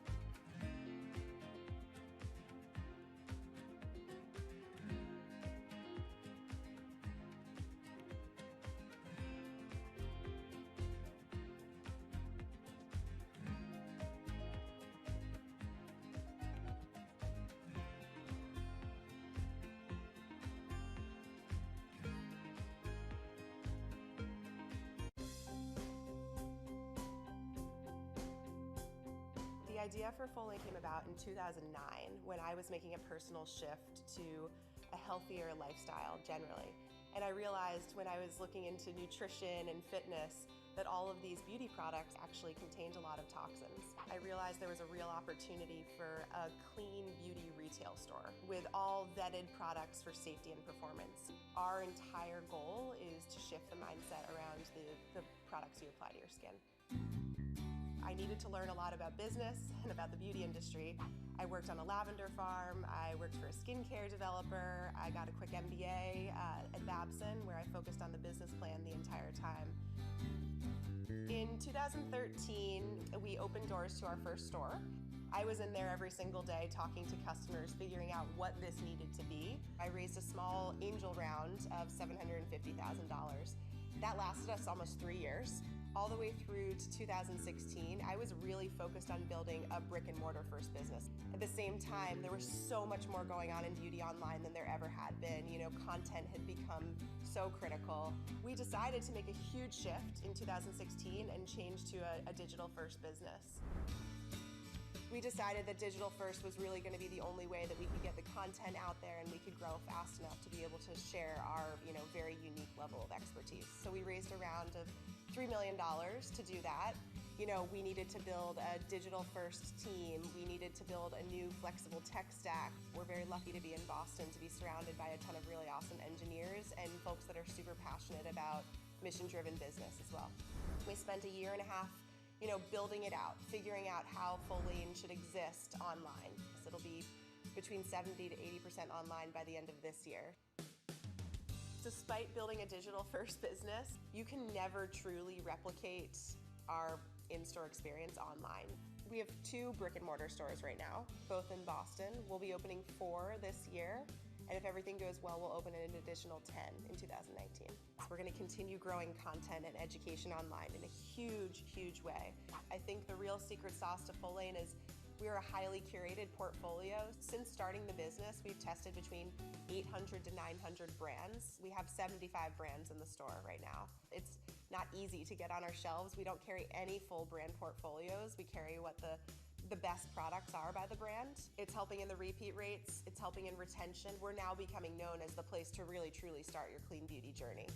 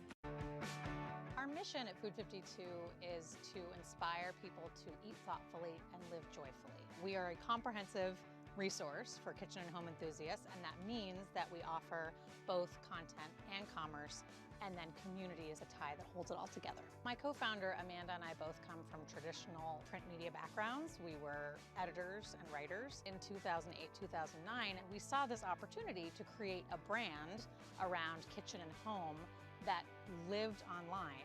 We went out and got a book deal. We got a $100,000 advance, and we actually used that advance to pay for the building of the initial website.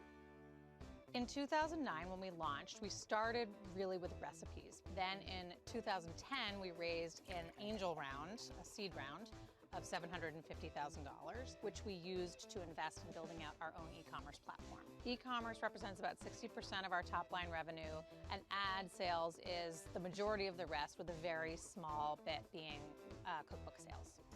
The majority of our advertising is native advertising and branded content. The events are also a key part of all of our lines of business. We do a lot of events with brands on the ad sales side, and then we have our own events on the commerce side, often pop-ups where we're showcasing our products, which you can typically only buy online. Last year, during Cyber Weekend, we had an outage where the company that calculates our sales tax was down for over 12 hours. So we had just a total backup. What we decided to do was to remove the sales tax functionality completely from the checkout process so that orders could get through, and turn it to our advantage by actually making it a promotion. And we followed up with an email the next day, and we said to everyone, we will cover the sales tax through the rest of this weekend. When you have a community that you really are talking so directly with all the time, it enables us to have that sort of direct conversation with people via email, via the site. This is what we're going to do. We're going to turn it around to your advantage because you're that important to us. Right now, we are touching 12 million people on a monthly basis. Our unique visitor growth has been 65% over the past year. We're talking to Amazon Alexa about a partnership. Something we talk about all the time is, what does a Food 52 presence look like offline, a permanent brick and mortar presence? We're very close to profitability, and it is really one of our key focuses for the next 18 months is to become a sustainable business.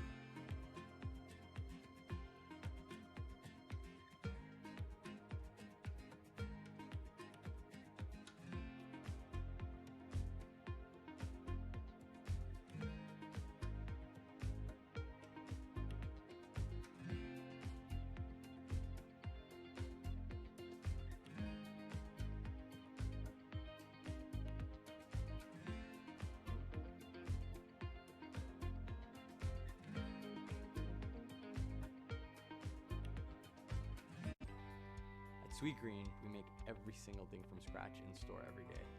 The three of us were just, what if we opened this restaurant? It was just solving a problem that we had in our own life. This problem of wanting to eat something that was healthy, affordable, convenient, and really stood for something that we believed in. We started the company by going out to anyone who we could ask, and we raised about $300,000. 40 people contributed to that very first restaurant. That means the average check was somewhere between $5,000 and $10,000. The place we found to open was tiny. And what that did was it really forced us to simplify everything. And that philosophy has really stuck with us throughout the whole history of the company. It wasn't that sales took off in a crazy way right away, but it was like the people who knew about us loved us. Very soon after we opened the first one, we started exploring the idea of a second and a third one. Our first 7 restaurants, we stayed in the DC area. We had these huge ambitions, but we knew we had to get things right before we scaled it. We've had to raise a lot of capital along the way because we build restaurants, but we never really took on any sort of institutional funding or any big investors. It was about 4 years ago, one of our customers and friends approached us about investing a lot more money. It was a guy named Steve Case. He really believed in our mission. That kind of funding allowed us to invest in people, invest in the community, invest in the systems and infrastructure, allowed us to build a brand. We invested in mobile technology and also rebuilt our restaurants in a responsive way. You can pick up your phone or go online and within just a few clicks, order it, have it on a shelf ready, and come pick it up and be out of there. That was really hard. It was more than just building an app. Everything had to be redone. The way we operate, our kitchen systems, our prep, everything we did had to be rethought because all of a sudden it went from like 1 restaurant, 1 engine to 2. It took us about 2 years to build that technology.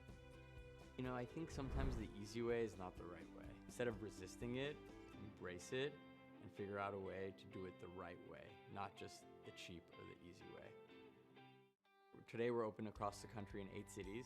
So we're in DC, Philadelphia, Baltimore, New York, Boston, Chicago, LA, and the Bay Area. In 2017, we'll end the year with 85 restaurants. For the next 10 years, we're focused on not only just building restaurants, but building technology that can make it easier for customers to interact and eat healthy. We always say we want to meet customers where they are.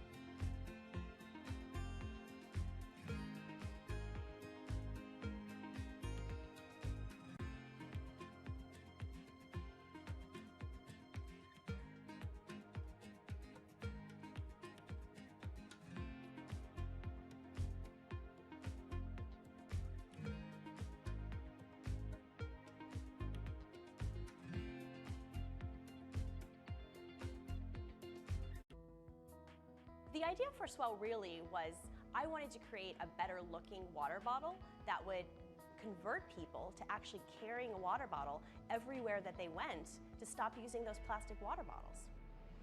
I started Swell with my own personal savings. I invested $30,000. I worked with a team of industrial engineers. The Swell bottle is triple-walled stainless steel with a layer of copper on the inside. It's almost indestructible. The first year when I started Swell, I went to 17 trade shows myself. I stood in a lot of booths and I talked to a lot of customers. They would tell me, could you make it in this other color? Or could you make it in a bigger size? Because we would like to take wine to the park. Really, that first year was just a learning lab. It's been a real wild ride. We went from 3 million in sales to 10 to 50, 50 to 100, really fast. We are now in 65 countries. One of the challenges that we faced is we outgrew our office. We outgrew our systems. We were running this company at $100 million last year on spreadsheets. We outgrew our website. It mostly kept up unless somebody famous tweeted about us and then everything, came down. For me as a CEO, it was really hard to turn my attention inward. It's been hard for me to not take every marketing opportunity, every sales opportunity, every innovation opportunity. We had to put a lot of things on pause while we built the infrastructure. We're building up the leadership team, we're moving the office, we're moving the warehouse, we're moving the website. We can be a billion-dollar company because we've got the systems. Last year in 2016, I had the idea to launch a new line for Swell. It's called Sip by Swell. We originally launched in Target stores nationwide. It's a little bit less expensive. It was part of my idea that creates something new for a different type of customer. Our customers love to collect them. We found that the average customer that has a Swell at home has 5.5 bottles at home. Still today, we're a self-funded company and we don't have any outside investors. I don't have a board. I don't have any metrics. I don't have anyone telling me I need to hit any numbers. We might not always be privately owned. We don't necessarily need the capital, but I'm always interested in potential advice and expertise. How could we potentially partner with someone that could help us grow bigger, faster, stronger? I'm not saying that anything's coming, but you never know. I still see people with plastic water bottles. However, I have to say, I think the balance of seeing the plastic versus seeing Swells is starting to change. We still have some education to do, but I'm feeling pretty good about the progress.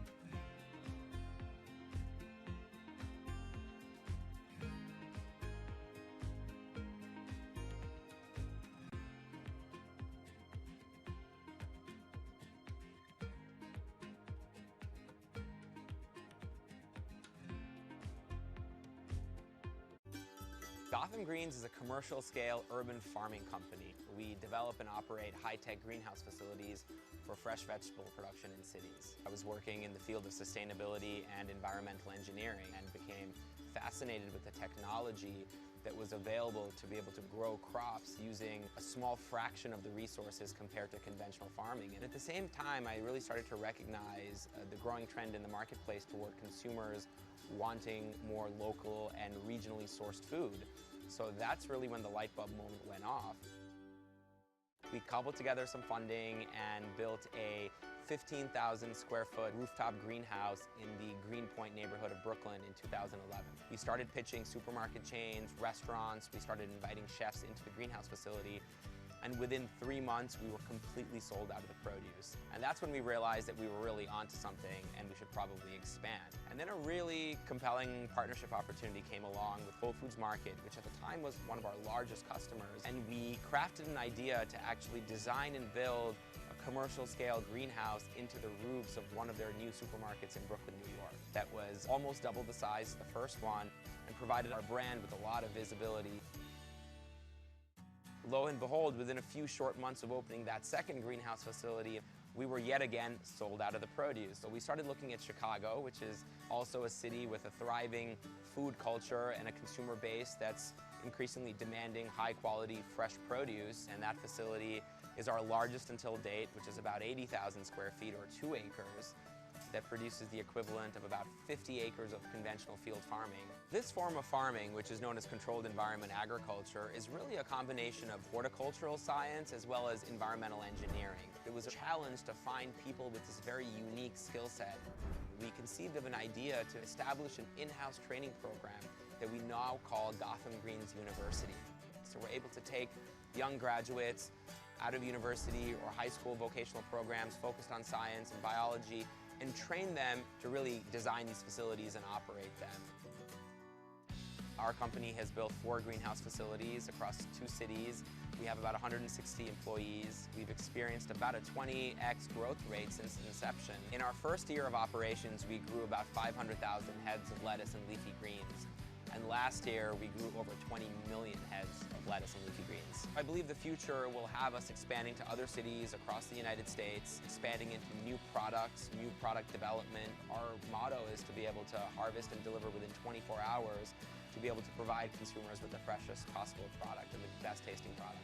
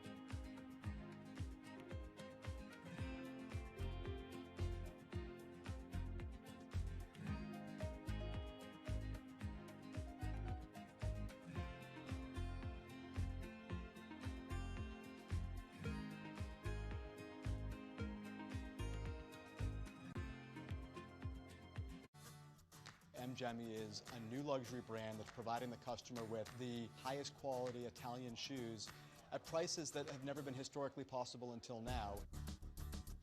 We looked at the luxury marketplace, and there were so many qualities about luxury that were great, but there were some qualities that needed some real reinvention. The incumbents certainly were not reinventing. Shoes happen to be a category that we fell in love with because we love obsession. We want to be a business that occupies a spot, a place in the customer's mind all the time. Shoes create that unique obsession. We think that you've got to be newsworthy. You've got to be different. You've got to have a story to tell. Our consumer knows there's must-see TV every Monday, and it's not about markdowns, it's not about private sales, it's about great new product. We actually don't release that many more products than other traditional retailers do. We just don't do it all at once. The way we describe our company to the consumer is we're old world meets new world. We identified very early on in the business creation a team in Italy that I had had some history with that we could in essence acqui-hire. It was a group in Italy, in Florence, that had been in the shoe manufacturing business for generations. There was a whole bunch of challenges in taking the old, historical Italian shoe manufacturing industry and putting this new engine on top of it. Unlike most fashion brands that produce things 4 times a year where you have these big spikes, we're providing them with this constant demand, keeping their factories moving all of the time.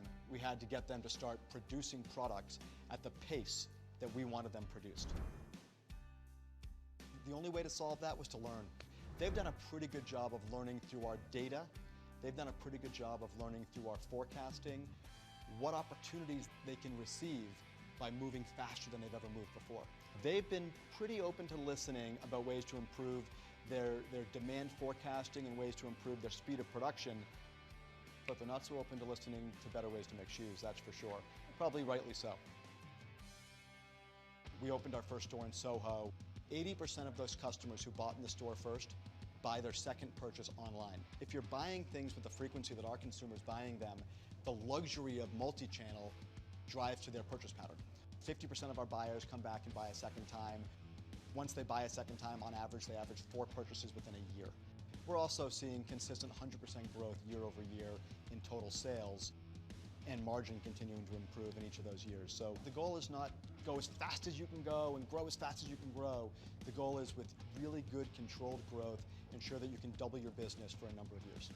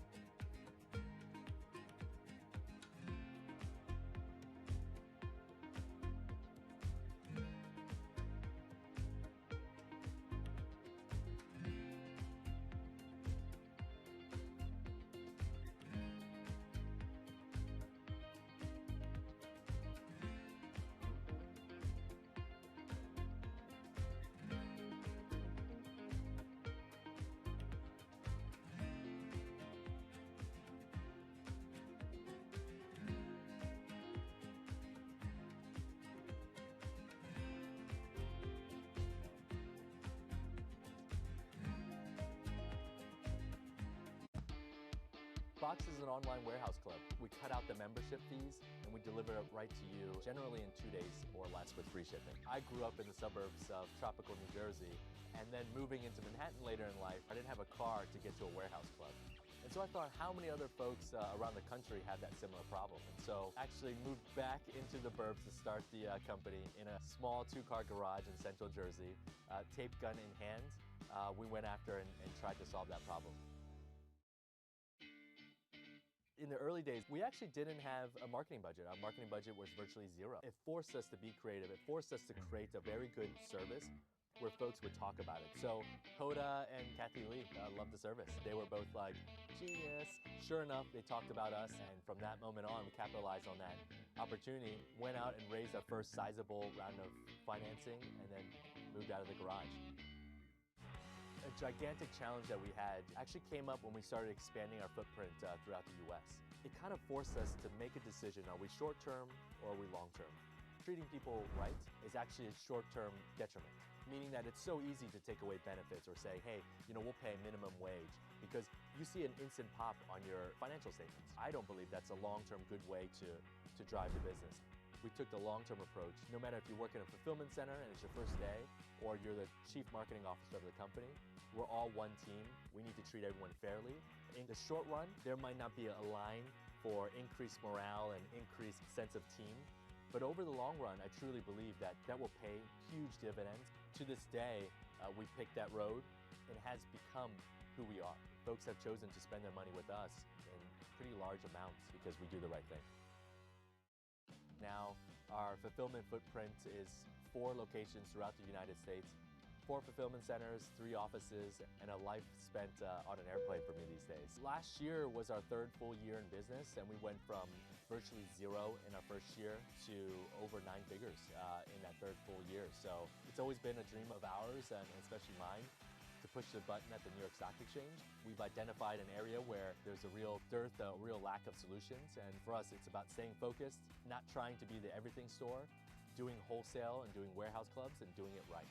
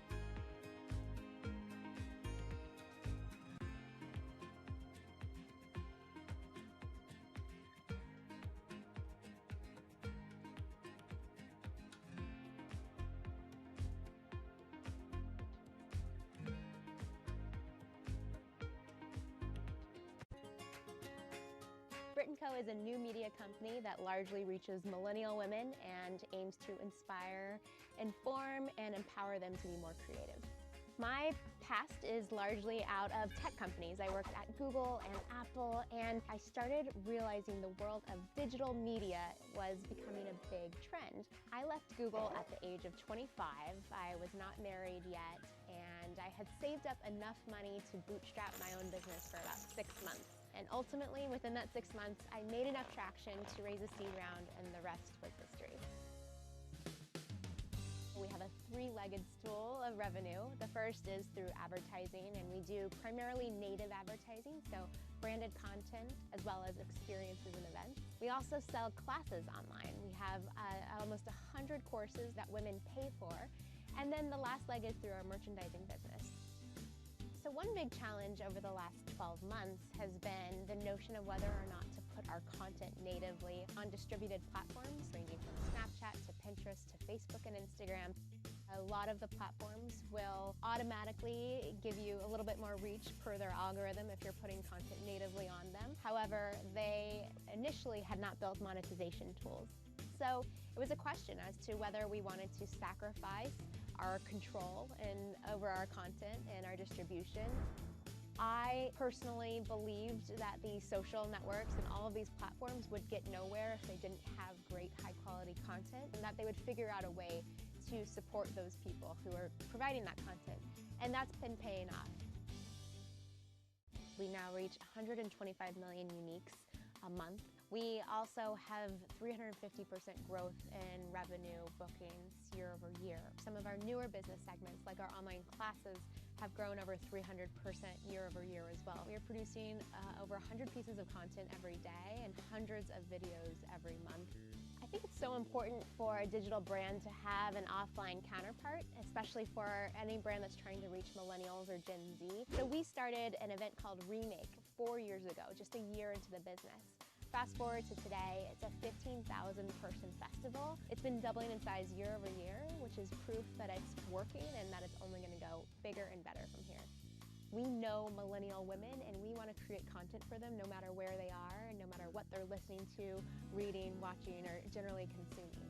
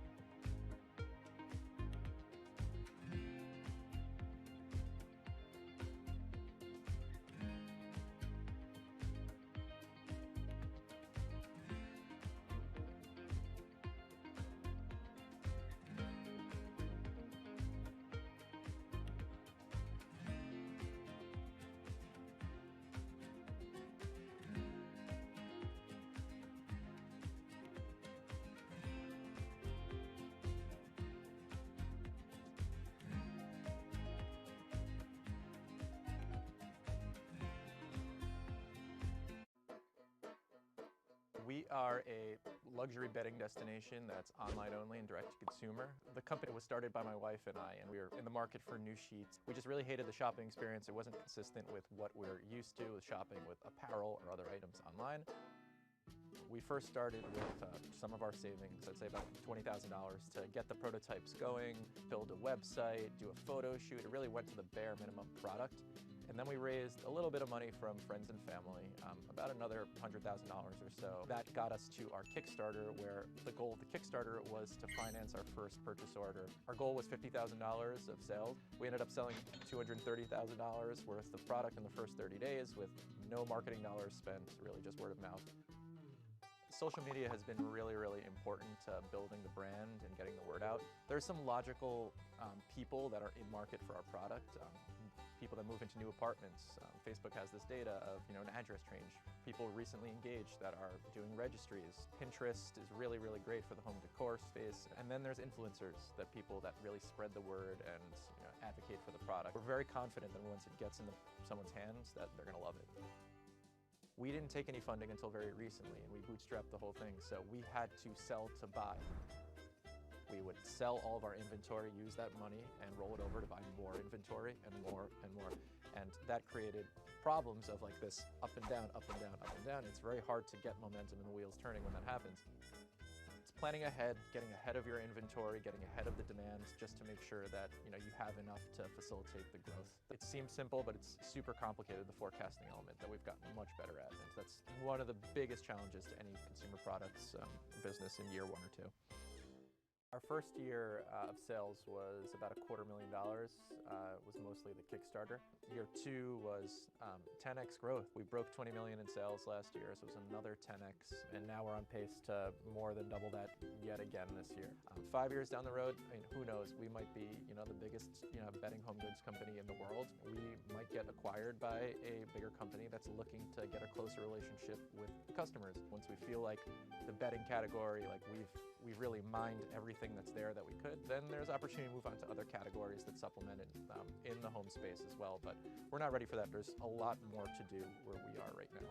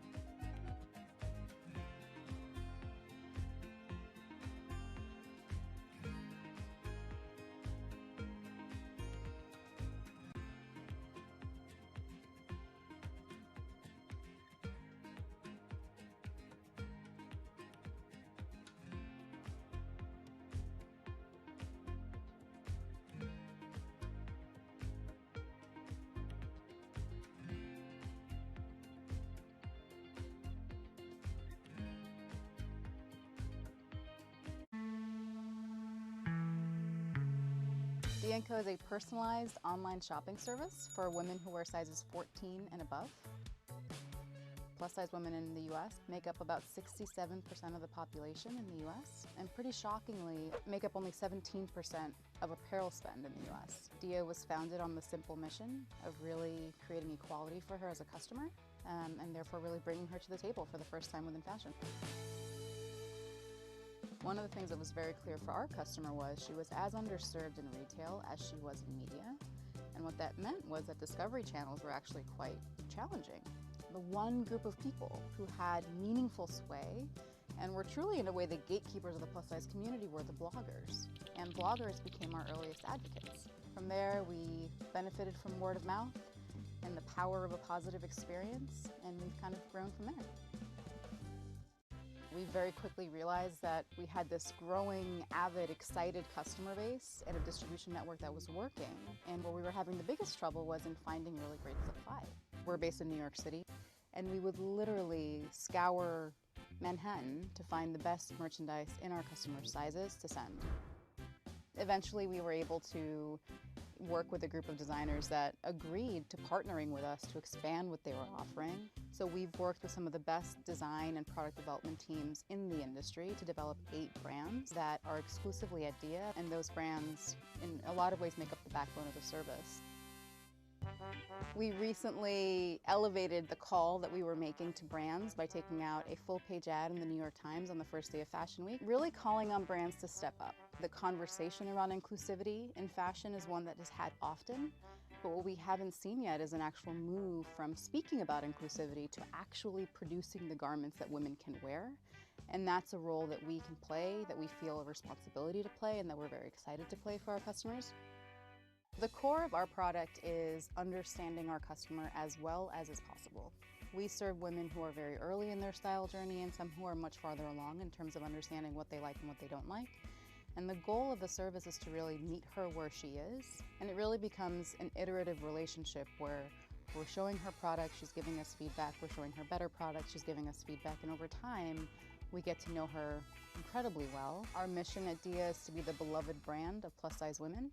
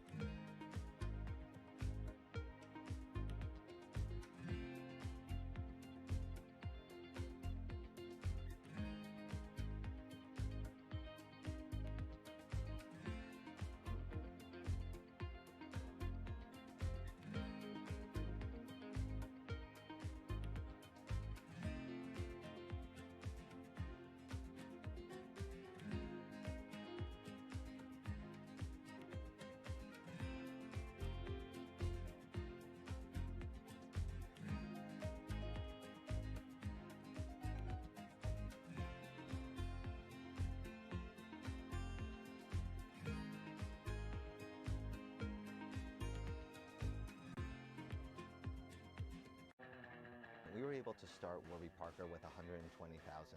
That enabled us to build a website, get some PR support, and purchase our initial inventory of frames. I remember launch really vividly. It was February 2010. We made it live February 15th. We didn't tell our friends or family because we didn't know the website would work. Immediately the orders started pouring in. We hit our first year sales targets in 3 weeks, sold out of our top 15 styles in 4 weeks, and accumulated a wait list of over 20,000 people. We had to start cutting class because we were full-time students at Wharton at the time, getting our MBAs. It was really crisis management. We had orders coming in. We actually didn't have enough inventory to fulfill those orders. We had to think about a communication strategy, a customer service policy. We would just profusely apologize, but also explain to people what was going on. We just launched. We didn't expect to have this much demand. And when you tell people the details, they can have patience and they can understand and sympathize. Brands build relationships with customers much like human beings build relationships with other human beings, and that's through vulnerability.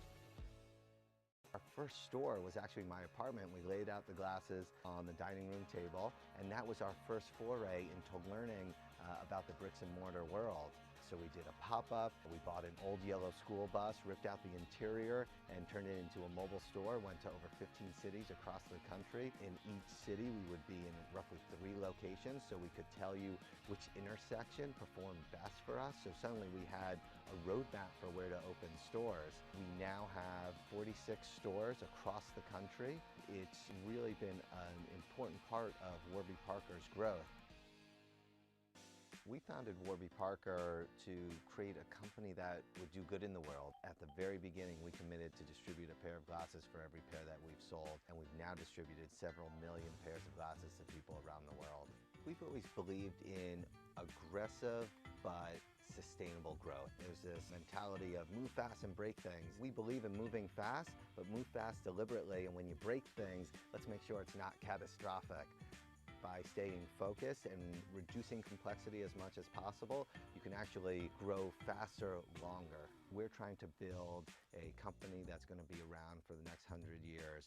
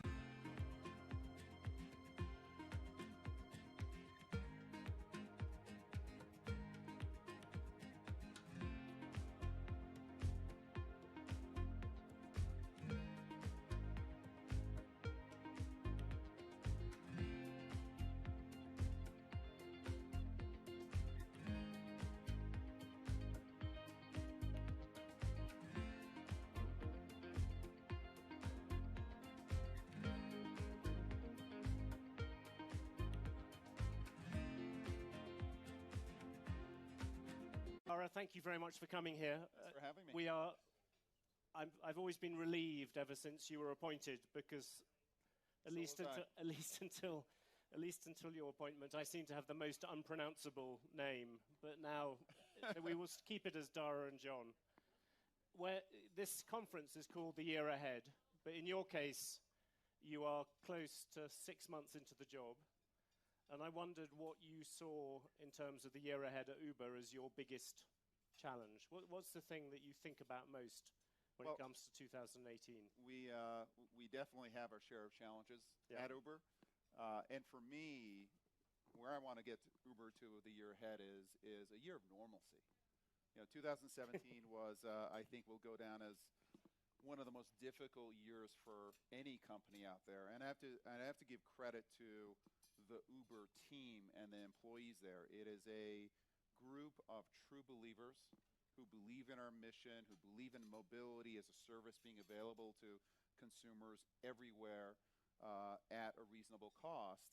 And what my job in 2018 is to get rid of the distractions and get the company back to business, get the company back to normalcy. There's a lot that we've done in the past 6 months as far as bringing new investors, driving a new culture and norms where doing the right thing, period, comes first, bringing a new management team, et cetera. There's a lot that we've gotten done, but this is a company that knows how to execute. This is a service.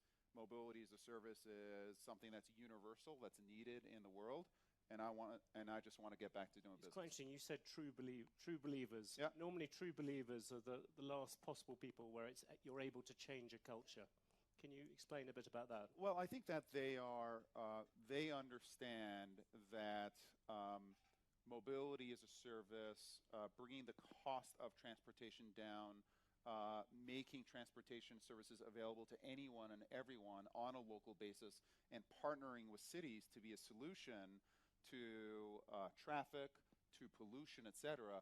That is a mission that they all believe in.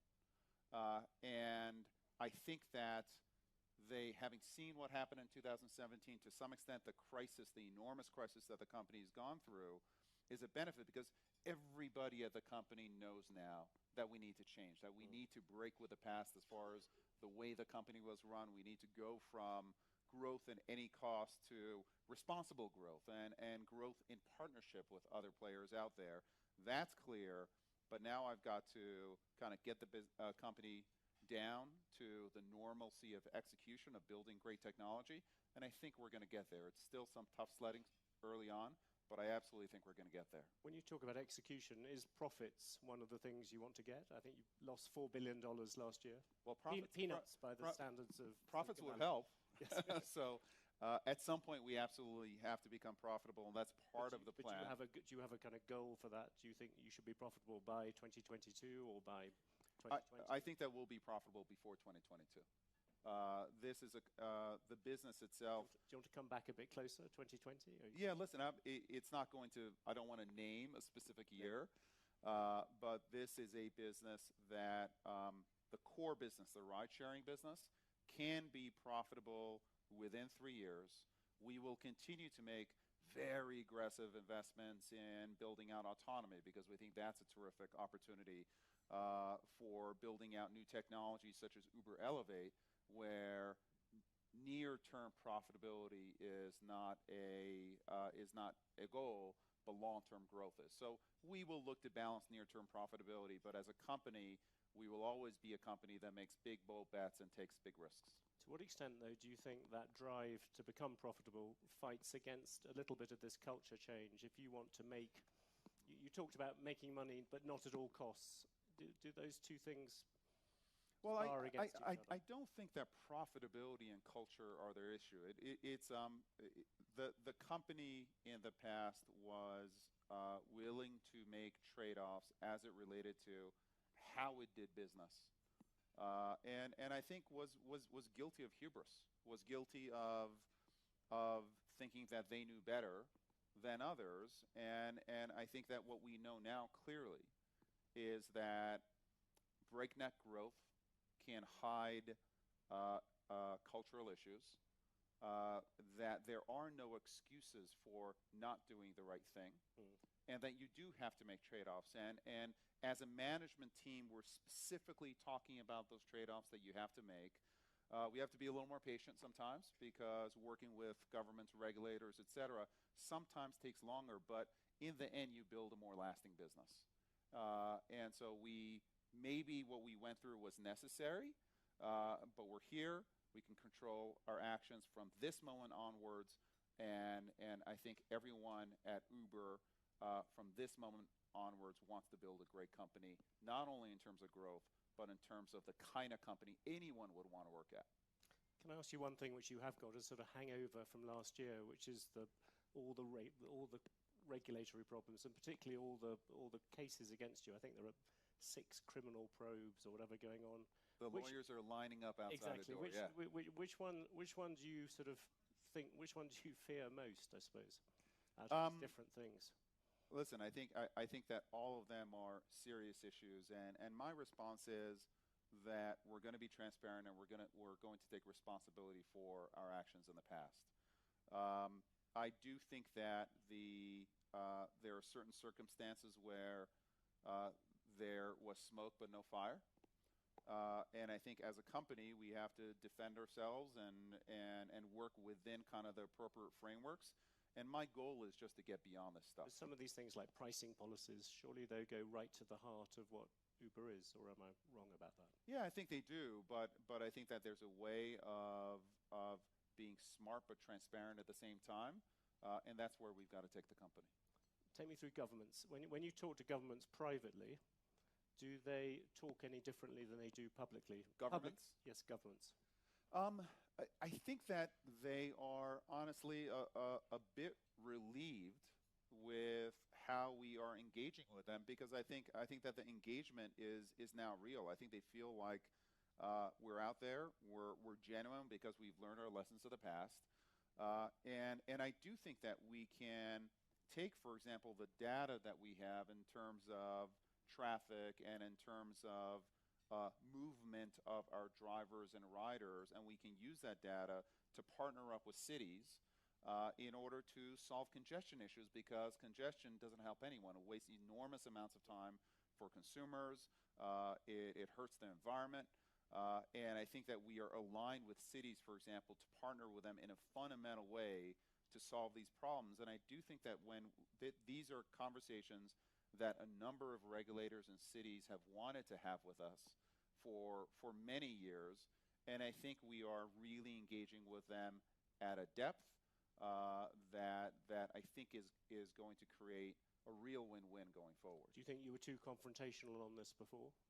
Yeah, I do. I think that the company was pushing growth. And listen, any innovator, to some extent, the innovation is about questioning past kind of present practices. It's about breaking things, the Facebook breaking things.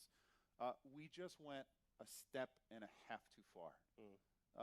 And what I want to keep, hopefully, is the best of both worlds, which is this spirit of innovation, the spirit of can-do, et cetera, but the responsibility of partnership. We don't know better than you. We're actually going to work with you, of actually having dialogue and respect for our city partners, for regulators, and then continuing to take risks and continuing to do daring things. And I think we can accomplish that.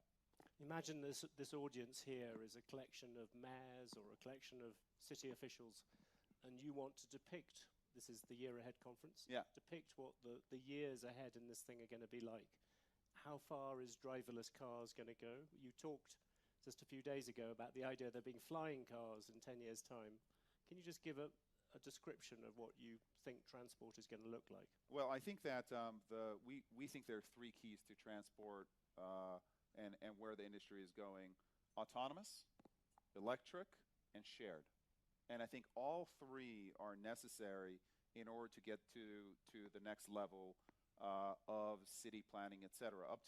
There are many cities where up to a 5th of the space taken in these cities is taken by parking and storing these cars. And so I do think that you need autonomous, you need electric, and you need shared. And I do think it's going to take some time. True autonomy for every single use case is some ways away.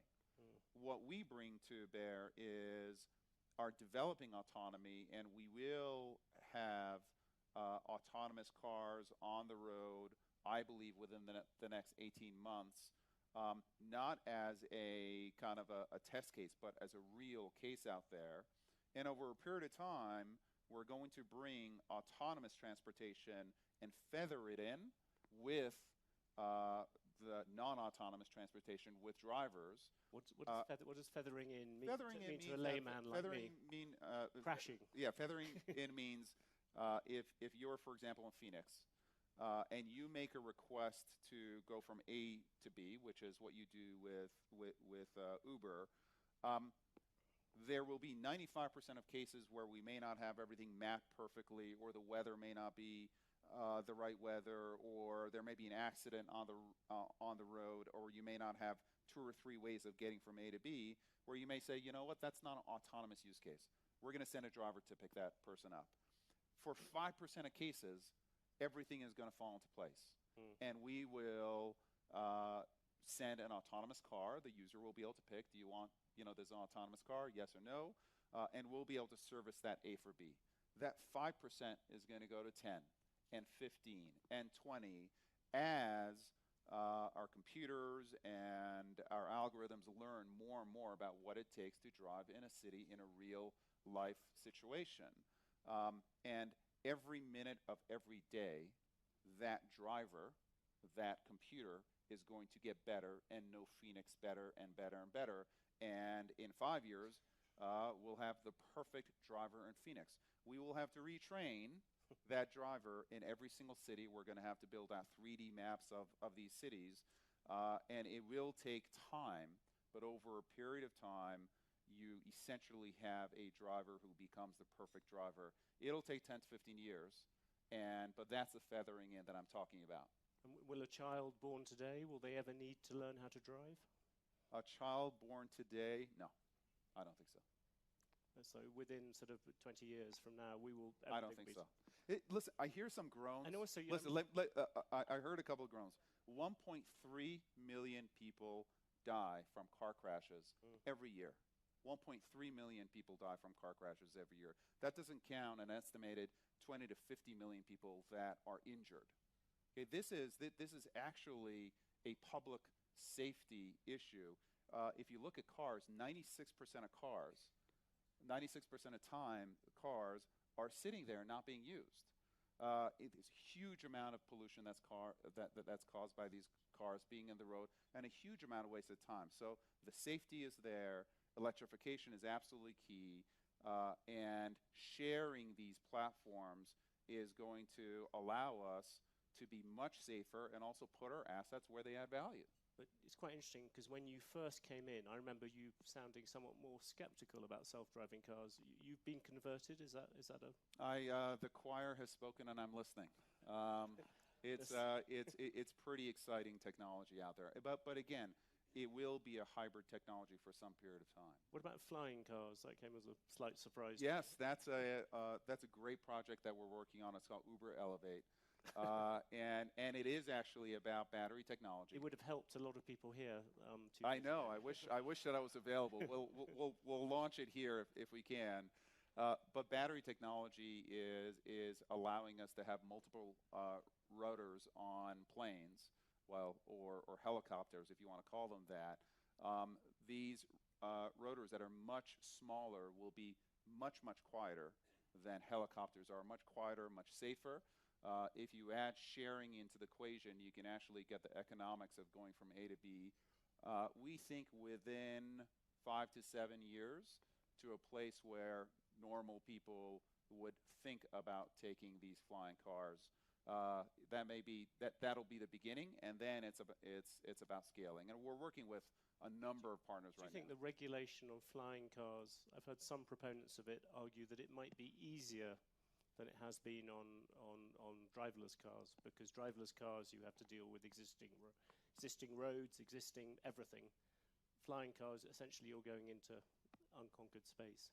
I think that mayors that are forward-thinking understand that traffic and pollution are a real issue, and I think flying cars can be a significant solution to traffic issues in cities. And these cars, to start with, they're going to be very specific. They'll be kind of highways in the air. There'll be very specific routes that these flying cars go on. They're not going to be able to take you to your backyard and land in your backyard.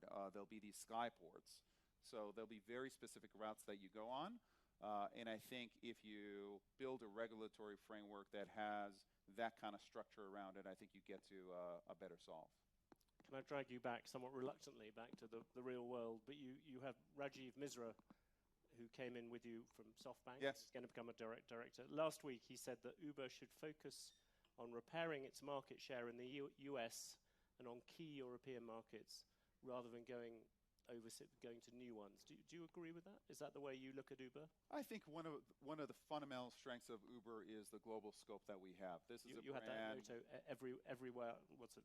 Everywhere for everyone. Yeah, everywhere for everyone. You want to make it some places for some people? No, we like the everywhere for everyone. It's much sexier than some places for some people. That's telling me. Just not interesting.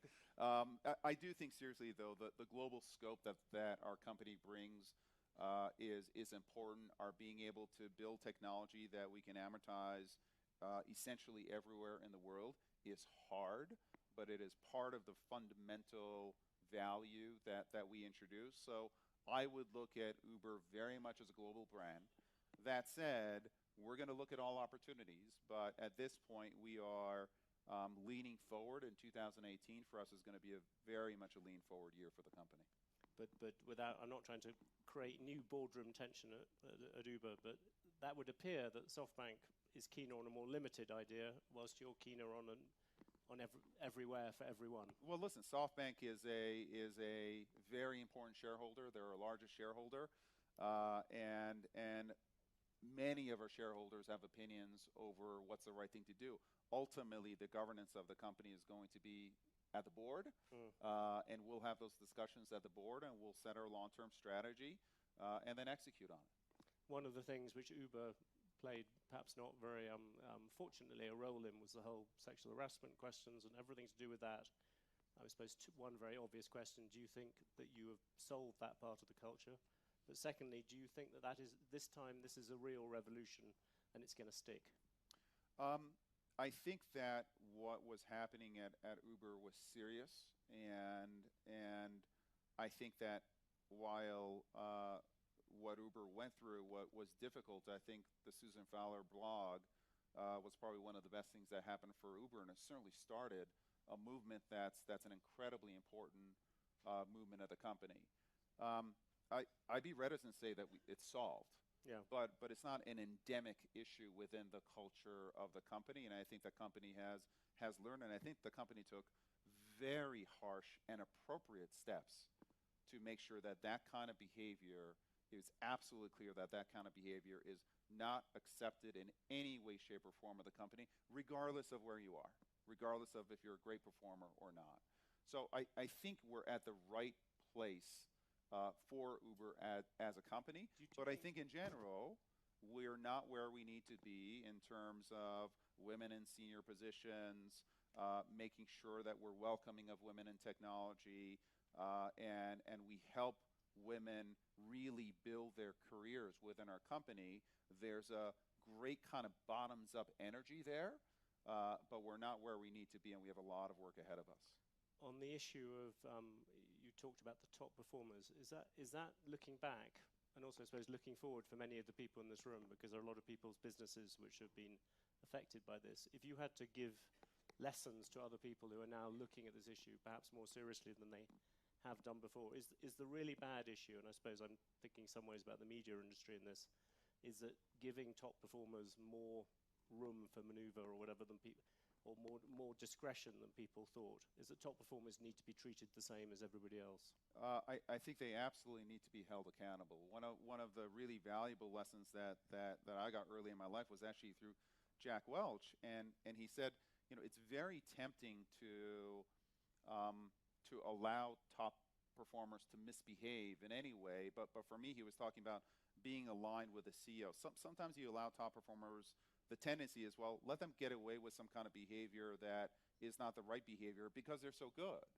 And what Jack told me very early on is that it's the top performers who are problematic culturally that are the most dangerous because they have followership within the company because people look up to them. So he's like the dumb person who is bad culturally. He's not the problem because everyone says, well, that's a dumb person, so who cares? It's the smart person who has followership. So it is incredibly important for the top performers to actually be held to account more radically than anyone else because they're the ones who have followership at the company and they have to set the example. So for me personally, that has absolutely guided how I've managed. Expedia was a company that had, excellent cultural values. And one of the first things we did at Uber was to go out and reset our cultural values, and we call them norms because to me, it's not just these values that you put on the wall and kind of people stare at and it's all nice. It's about behavior. And we set out to change behavior at Uber, and I think that the company was thirsting for it, and we are starting on a path, and I believe it's going to be a positive path. An inevitable question, I hope you won't regard it as a cheap shot, but you talked about smart people who have followers throughout a company. I mean, Travis would seem to be the epitome of that sort of figure. Is that, do you think of him as being in that category of people that Jack Welch was talking about? I think, listen, Travis was the CEO of the company, and he had incredible followership, and he was held to account, right? I mean, he's no longer the CEO of the company, and he's a board member. He's a big investor, and so he's absolutely going to play a part on the board. But we've also been very clear as a company that we do have to make a break with the past, with how we behaved as a company. And to some extent with the new CEO being a very different kind of a CEO. So in the end, you have to be held accountable, and I think that Travis was held accountable, and at this point, he's a board member and a constructive one at that. If you look around the world now, where do you see the next competitors to Uber? You've obviously got Lyft breathing down your neck. Yes. Where else do they come from? Well, I think that as you move into a world of autonomy, the position of the car manufacturers, the position of, for example, Google, who's developing Waymo and Waymo autonomous technology, you're going to get a lot of players interested in the space. And a lot of people think about Uber and ride sharing as a significant enterprise, and it is. But the fact is that we account for less than 1% of miles driven on the road now. When autonomy comes in, that number over the next 10 years is going to be closer, I believe, to 15 to 20%. So, because we're not yet a true alternative to car ownership, and I believe that as you bring autonomous and you bring the price of mobility down and make it available to everybody, everywhere, then we become a real alternative to car ownership, and that really opens up the market for us, but it also opens us up to many more competitors. And is Google at the forefront of those competitors at the moment? Google is one of many. I think that they've developed very strong autonomous technology, but what we think, which is exceptional, is having autonomous technology and the network under one roof, which allows us to use autonomous in a very practical way, nearer than you think.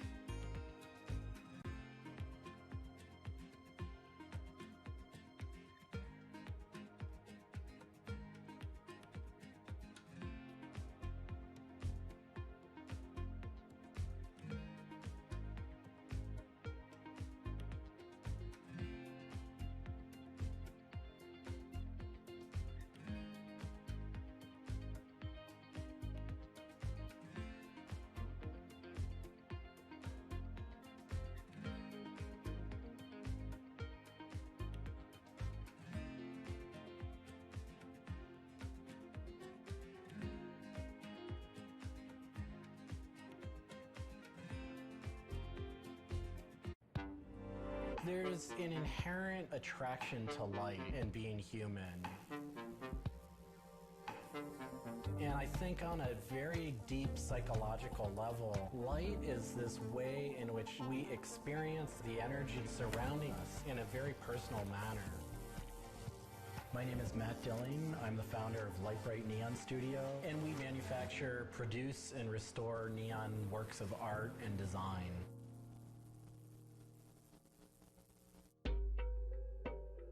Origins of the creative content of a lot of the work at Light Bright comes from a variety of sources. Sometimes people come with a napkin sketch, some people come with an Adobe Illustrator file, and we have a whole design team who then we kind of work together to help create layouts of what it might look like. Scale it up and create a paper template using a pen plotter. And that paper template actually becomes our guide for what we're going to bend the neon to.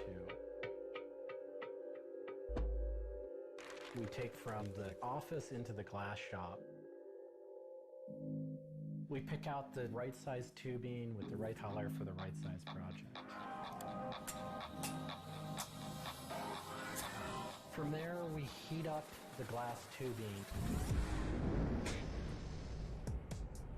The torches heat the glass well in excess of 1,000 degrees in order for it to get into its molten state. We heat up and bend the glass tubing to match the template. One of our chandeliers has over 100 different bends in it. So each one of those bends has to be marked for a heated up bend. We also have to allow the glass to cool between the bends so that the next area can be worked on and heated up in its own unique fashion. It turns into spaghetti, and then we have to make sure that that spaghetti lines back up and cools to the template.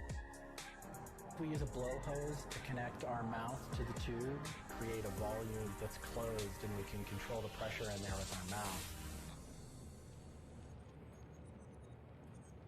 There's just a variety of challenges that come up inherently in working with glass. Glass can crack due to stress, and sometimes you'll just have a batch that all it wants to do when it gets near a torch is crack.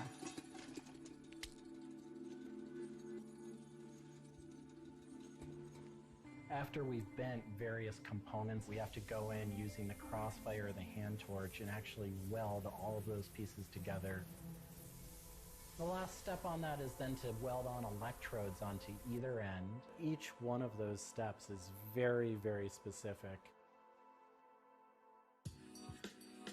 I draw inspiration from so many different experiences. It's hard to come up with one thing that's particular, but one of the ways that I really am able to connect with the creative is to float. Floating is a similar experience to meditation, to psychedelics. Going into a blackened room and laying out in a body of water and salt that's heated to your body temperature, and it allows for all sort of external stimulation to fall away. And your internal world really begins to bubble up and manifest. You really get to experience a different relationship to your mind.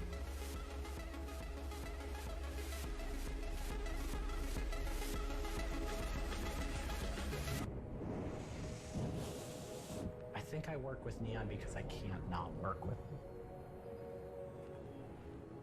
It's so challenging and so rewarding. And those things are so intertwined that there's no way of separating it out. I've learned so much and continue to learn so much by working with it. I find so much inspiration in working with it, and I just continue to experience new and different things through the medium. It's that close to me at this point.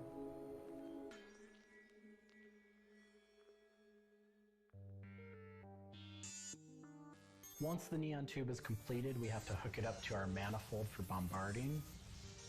The manifold is opened, a vacuum is drawn. We check the tube for leaks with our Tesla coil. We close the tube back off, and we heat it up using a very large and powerful transformer.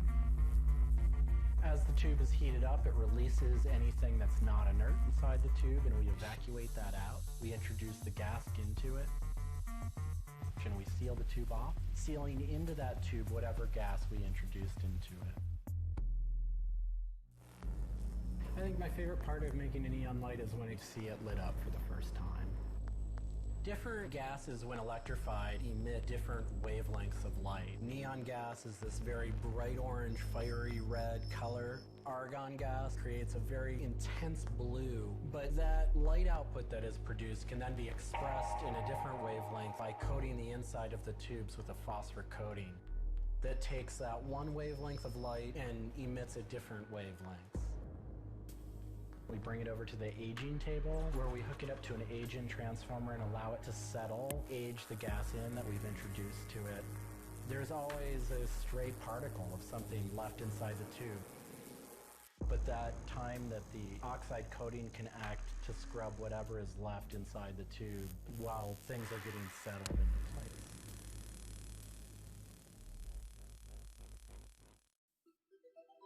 Once the tubes are aged in, we move on to our process of assembling two halves of the fixture together in a jig, gluing up the center of the fixture to its spindle.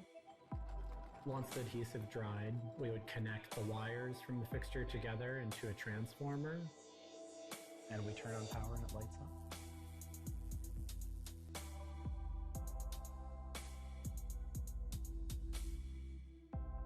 Part of what we love about what we do here is that we try and put out into the world the kind of things that we'd like to see.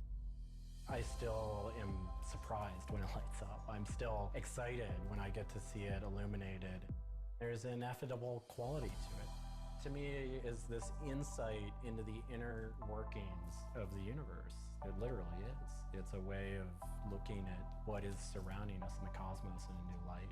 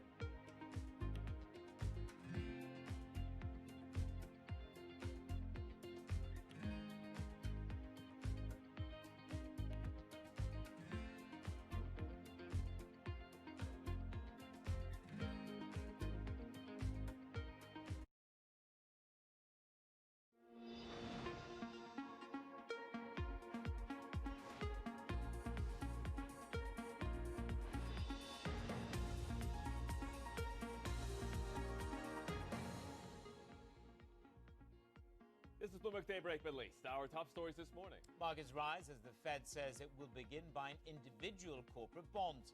And President Trump weighs $1 trillion infrastructure plan to boost the economy. Meanwhile, the U.S. leader has long argued that China is rooting for Joe Biden in the election, but is Beijing changing its mind? We'll have the story. And the UAE energy minister says oil prices could be back to normal within a year or two as OPEC cuts take effect and demand returns. It's just gone 8 a.m. across the Emirates. It's Daybreak Middle East. I'm Manus Cranny in Dubai. And I'm Yusuf Gamedin right alongside you. What a few hours it's been. What a turnaround in sentiment. First, we had this message from the Fed, and then you had the infrastructure plan now from the U.S. president that's been announced. The ultra-long Treasury futures are getting smacked left and right. So initially rallying Treasuries after Beijing was saying that the number of cases were fanning again the fears of another wave from the coronavirus. But now that narrative's completely changed. So U.S. 10 yields at the moment 0.75. We're up about 3 basis points. Goldman Sachs expecting higher yields and steeper curves across most of the G10 markets as some of these economies begin to recover. Oil is in focus in the Bloomberg Commodity Index. So a broad-based rally across this space. China's economy, again, helping with the broader demand side of the equation as well. That's what the folks at BNP Paribas are pointing out. Gold's getting a lift as well. And then the Nikkei really front and center of all of this. This is basically a move to the upside that would be, when completed, the second best day in about 4 years, given what we're seeing. The BOJ, of course, coming out and saying that they've increased the estimated size of their virus fighting package, and they're going to provide yen and forex funds with no upper limit. I mean, what a flow of news, man. $1 trillion. That is the magic number from the BOJ. That is the magic number from the United States of America in terms of infrastructure potential spend. I emphasize the word potential.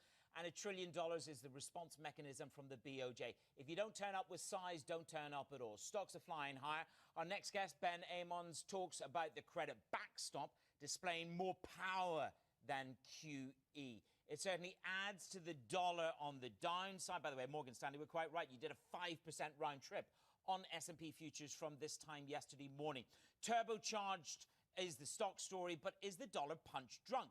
Well, the credit backstop from the Fed, the $1 trillion of infrastructure play out, see what it does to the dollar. HSBC say it's row, risk on, risk off, rather than a dollar demise. And the Aussie dollar is up by 0.5% because guess what? The RBA are ready to do more, saying that the downturn might be shallower than expected, but highly uncertain. The Aussie dollar flying high, Yusuf. It's all about stimulus today. Yeah, so markets then getting a lift from the two key drivers we pointed out this morning. The Fed saying that it will begin buying individual corporate bonds under its secondary market corporate credit facility. And sources saying President Trump is preparing a nearly $1 trillion infrastructure proposal as part of the push to spur the world's largest economy back to life. Let's bring in Ben Amons. He's the Medley Global Advisors Managing Director. Ben, let's get straight to it. I mean, clearly it didn't take that much for the Fed to start shaking in their boots, a downside of about 5%, and then we see some bold moves from the central bank. Let me get your initial reaction. Hi, Youssef. Thank you very much for having us again. Yeah, this of course is a sudden, let's say, stimulus push coming through over the next 24 hours or so that we're seeing. It looks like unexpected in terms of the announcement, although the Fed news itself wasn't really new. But I think what the market's looking at is twofold. You're having indeed this credit backstop once again in focus, because if you have new lockdowns in the future, but you keep the flow of credit going through these credit programs, then that would really cushion the blow to the economy. And if you then come over it with an infrastructure spending program that the Trump administration is contemplating, then the risk of a future lockdown will be, in that sense, somewhat diminished in that way, because the lockdown impact on the economy in the future will be lower. Ben, yesterday we were debating Morgan Stanley. Good morning to you, by the way. We were debating Morgan Stanley saying, buy the dip, buy the dip. You talk about the veracity of the credit backstop relative to quantitative easing. So with that in mind, the credit backstop, as you say, is more about the real economy. Therefore, with the activation of this credit backstop, am I going to see a more exponential return on equities than I am in terms of spreads in the credit market? Yeah, I think that's right, because the backstop is really important in terms of the flow of credit in the economy. And if you then add to that those programs, let's say the Main Street lending facility that started today, that is really directed at the unemployment picture, right? So, and the unemployment picture is really critical also to the credit flow, because if you have more and more people unemployed, you're getting more and more pressure on the system here in terms of people not being able to pay bills and pay their credit cards and so forth. So, i.e. more bankruptcies. And so the credit backstop is indeed much more powerful than quantitative easing for that matter. And if you think about it, if you're going to expand further into what they call the capital structure, buying corporate bonds, further, let's say, enhancing the capital structure of companies, then yeah, the equity part of the capital structure will outperform. And that's exactly what we're seeing. The focus clearly from the Fed and from policymakers is to bring the devastated jobs market back to life. Asset price inflation, not so much a concern. The important full screen to look at here is the quote of the day from our Markets Live team. They're asking this question: after the Fed's latest asset purchase move turbocharged equities, is the Powell putt all that matters for risk assets? Well, it matters, I think, but ultimately the real economy is what we're really have to focus on from here. Right? We reopened the economy. We're having some challenge with the virus, because naturally as more people get out there, the virus does return. It hasn't really disappeared. There was pretty optimistic news, I think, today from the Moderna company. It's one of the companies that the administration has invested in to speed warp the vaccine. I think it looks like that could happen by the end of the year, which may also, by the way, be a backdrop to the risk asset rally we're seeing today, because that's a key, of course, to solving this crisis. And I think it's really combined about the real economy here as opposed to this idea of a put. Because yes, the credit backstop is critical for the flow of credit, and that continues. The unemployment is addressed by these Main Street lending facilities. Then the reopening has to be continuous as a result, and then be sustainable to get to this real recovery. I think we're in a stage of reopening to possible becoming sustainable, with some risk on the sideline, obviously, given that the virus is still out there. Ben, one of the debates on the Bloomberg opinion this morning is talking about, I suppose, the validity of this buying investment-grade bonds. You would say to me, okay, get involved in that part of the capital structure, does well for equity. The moot is this: the average yield, Ben, on investment-grade credit fell last week to 2.23%. That, I mean, at one juncture we made it to 2.22. That's the lowest since 1972. So the argument, the pure mathematical argument would be, why do you need to buy investment-grade bonds if you're able to fund at the cheapest level since 1972? Extrapolate that forward, and please tell me it's something more than a Fed put. Yeah, so the way the backstop again works is that, the market opened up when the Fed announced the program. In other words, we've already had over $1 trillion of issuance of corporate bonds by all the major investment-grade corporate companies. And the capital markets are completely open, and that's without the Fed having done much of anything. So if you now come into the market and start purchasing slowly but surely up to $250 billion of corporate bonds, then what companies can do is really take a step back and don't have to issue that much anymore. They've all front-loaded all this capital that they needed. And I think this is the real positive part about the story, the credit story that then extrapolates to equity, is that if companies have already risen so much additional capital, then in this subsequent downturn that we're going through now that is, let's say, improving slowly but surely, then yeah, the equity portion of the capital structure has tremendous room to appreciate, right? Because you are dealing with future revenues that are going to become, better again, stronger again, as you have risen already all this capital thanks to the backstop of the Fed. I think this is what the credit effect is from the Fed's program on the economy. Mm-hmm. Ben, lower interest rates should be a boon for some of the smaller cap stocks. And we have a graphic, a chart, GTV Go for our clients to pull up, because there's a bit of a caveat here The style is generally more sensitive to a steepening yield curve, which makes it difficult to outperform, especially if you consider that the Fed is or may go about yield curve control further this year. You take into consideration what we're seeing in the 10-year to 3-month yield curve as well. Where's your stance on this particular portion of the market? So the forward guidance that is sort of in place, if you will, like through the dot plot, right, has already had a pretty powerful effect on the front end of the yield curve without having any formal policy of yield curve control. In addition, that you have, I think, significant